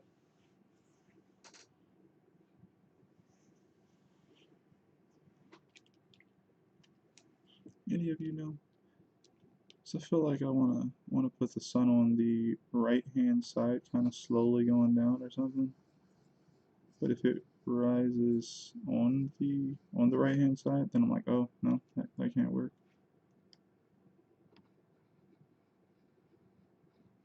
I don't know if you guys know. I'm sure you guys know.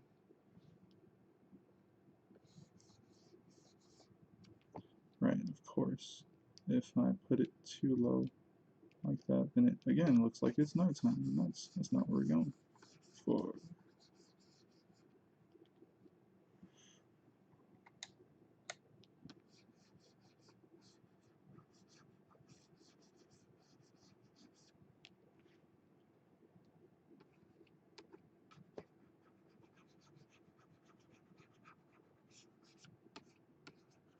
Alright, it looks pretty bright.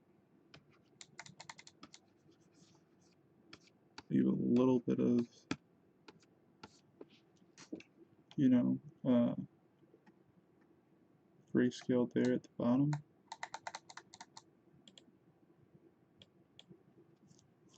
The way that is, I won't have to add too many, if at all, effects to the background. I'll just add a few here and there.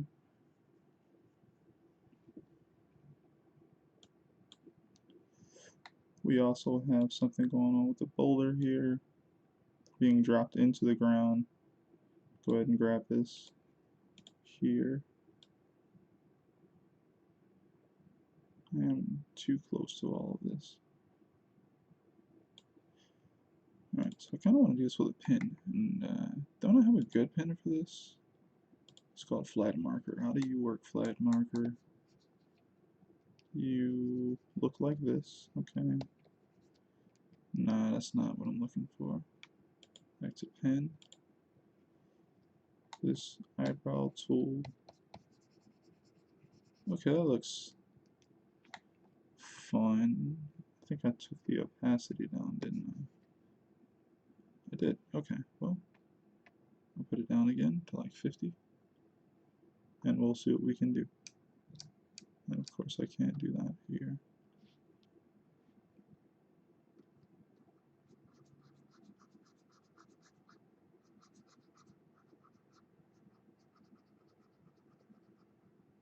Cool.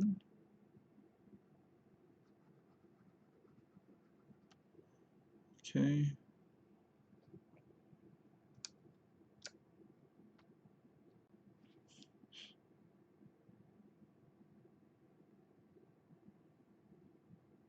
Let me see here. Do something like this.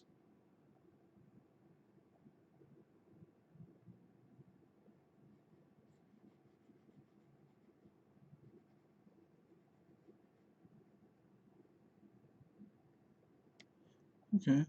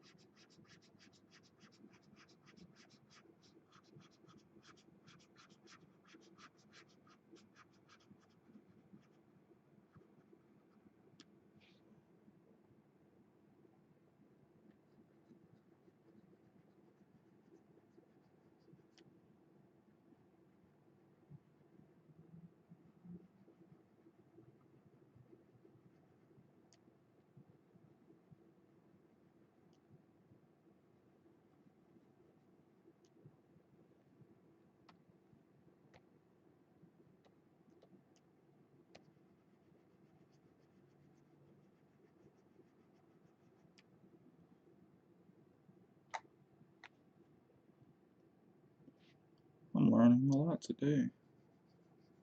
So if you turn a brush down to 50% opacity, and you kind of put down these big chunky shapes, you can also use it to erase out 50% of that value and leave 50% on the page. So I can essentially get like a dual tone look to it. That's pretty freaking cool.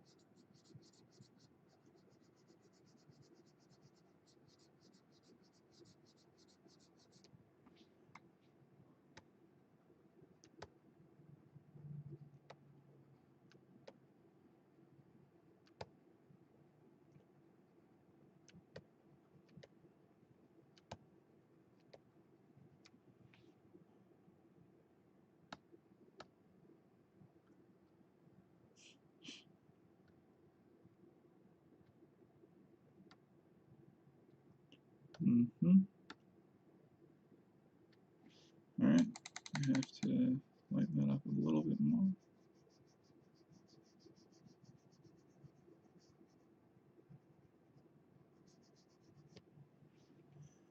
I still don't like that. I have to get rid of that. Oh no, I can just erase it down to that.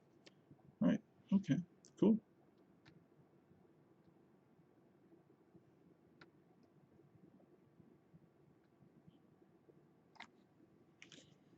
Alright, and this guy is talking. So I'm going to go ahead and fill in some more things. The lasso tool. Go ahead and grab this here color, which I already established right here. And I have to actually go back to where that is. So go ahead and go to layer select, or layer selection. And I'm going to go ahead and start doing some more Okay, I still have that on right now.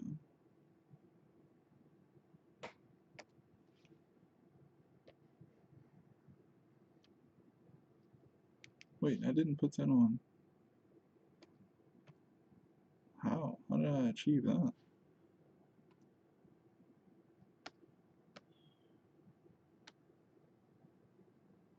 Hmm.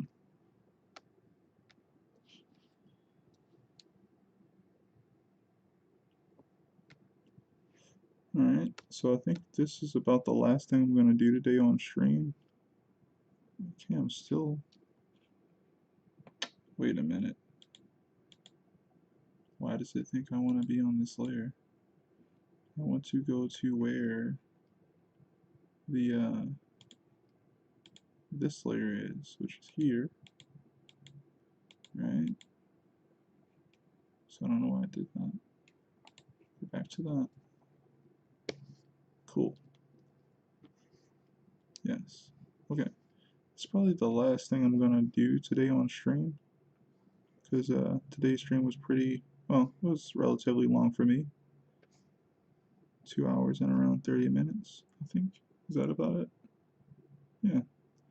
So that's cool. We got pretty far, and even showed you guys the previous page, and I definitely made a change to that one. Did not like the way I ended, well, the way it ended up looking at the end of the stream. So when I re-looked at it, I was like, nah, I gotta change this. So I did change it off screen. And that's what I do sometimes. I experiment. Sometimes there's things I've never tried before. I eventually learn, and you know, I learn what I can apply later and stuff like that. Um, this page and the previous, well, and the other page next to it was also pretty fun. Um, Need to practice more special effects and also just keep training with lighting and stuff like that. So I get ideas now. I think when you don't practice enough, you might not even intuitively get an idea for what you could do to make something stick out better. But I usually have a ton of ideas about that. But that's because I'm really interested in that type of subject. And I'm also always, I'm kind of training right now when it comes to just practicing with like value studies and value paintings and stuff like that. Just going to clean this up just a bit before the end. Eclipse Studio is a great program. I'm glad they're putting more tutorials on their main channels on YouTube and stuff like that. And they're also encouraging people to make more tutorials. But I would kind of like them to make like these tutorials where it can kind of explain the whole pipeline of doing a whole job. Like if you were to do animation, start to finish, how would you do it? Not just working on it, but also exporting your stuff. Same thing with comics, you know. Okay, I'm doing a webcomic. How am I gonna, you know, export that webcomic? You know, even definitely tag or post some of the initial popular sites. And definitely when it comes to comics and like wanting to publish your stuff in a book, I think that uh, knowing that information would be great. I guess you don't learn it until you're ready to really want to print your book, which is more so an idea to me. Like, you know, it's like, oh, I want to make a book one day. That'd be cool. And then you go look it up, and then it's like, oh, too bad I didn't know all this from the start, because it would have been so much better if I learned some of this stuff from the start. I would have been ready by the time I got to the end, which means, I, I guess in my story or whatever, that I wasn't really ready to make a book until I was ready to make a book. And then when I learned that I was ready to make a book, I learned I wasn't ready to make a book because I should have already did some of the stuff that is required to do that. So now you got to do the hard work of uh, going back through and, you know, changing things and things of that nature. I know there's a saying that's like, what is it like? it's like fail fast or something like that. It's better to fail fast. And I guess in that way it's true, because if you plan to do a shorter book, you would have known what it would have taken to create and get out there a book you were working on or something, because you didn't try to make a, you know, 200 plus page book. You know, when you did that, when you do stuff like that, then you find out later if you had to make changes to every single page in that book on like a template or something like that that you didn't know you needed. Even if they're all the same size, they're not the exact size that they should be for the printer. So you have to actually go look up the information about the printer before you even start your book. So that's what I'm thinking about going into, like volume 2 content and stuff like that. I'm like, man, like I'm gonna actually have to go through and grab like all this stuff early in production, and actually start using it consistently. So book 1, regardless of that, is going to be probably late to market, because I want to make sure it looks decent, even though it's a bit rough, I would say, uh, not just artistically wise, but just format wise. I remember switching up the page format because I ran out of big paper to use, so I used smaller paper, and then stop using that paper and switch over to something else. And good thing is I have everything on Clip Studio. The bad thing is that some of those early chapters I didn't even know how to easily get the same format for my comics, you know. So you end up being like, hold up, like some of these pages are taller than the other chapters, and yeah, it's gonna be fun working on that eventually, working on getting all that stuff together and making sure it's readable and looks decent, and I don't lose too much art here and there, and just eventually getting that out, uh, you know, and being happy to work on volume 2 where those issues don't exist. But yeah, it's been fun hanging with you guys who did show up, and anyone else who ends up checking out these videos later. You know, it's been really fun chilling and working on these comics. I like the way a lot of this stuff turned out today, so I don't think I'll be changing too much of it. I'm just going to be trying to make sure that things stand out a little bit better on the paper, on the page. Um, I love this guy's expression that I hit right here. It's not perfectly symmetrical. I like that. But so I'll see you guys tomorrow. Today is Thursday. Tomorrow is the last stream of the week. So I'm gonna try and power through, and hopefully we get through at least 2 pages tomorrow. I'll try my best. But also, it's pretty fun, right? It's pretty fun. So even though I'm working on stuff, I'm also talking to you guys and chilling, and hanging out, and seeing what you guys are up to as well. So if you have any questions, if you guys want to come through and chat and hang out with each other and stuff, that's cool. I'll be back tomorrow at 9 p.m. on this channel. If you haven't subscribed yet and you've been coming through and checking out my videos, if you like the content, please subscribe. I try to live stream, Monday through Friday, every week. And right now I'm just working through this comic book chapter. And if you like that, cool. I have a bunch more comic work to do, because this is my series. It's called the Divinity. So I'll see you guys tomorrow. Peace. See you, Tavon.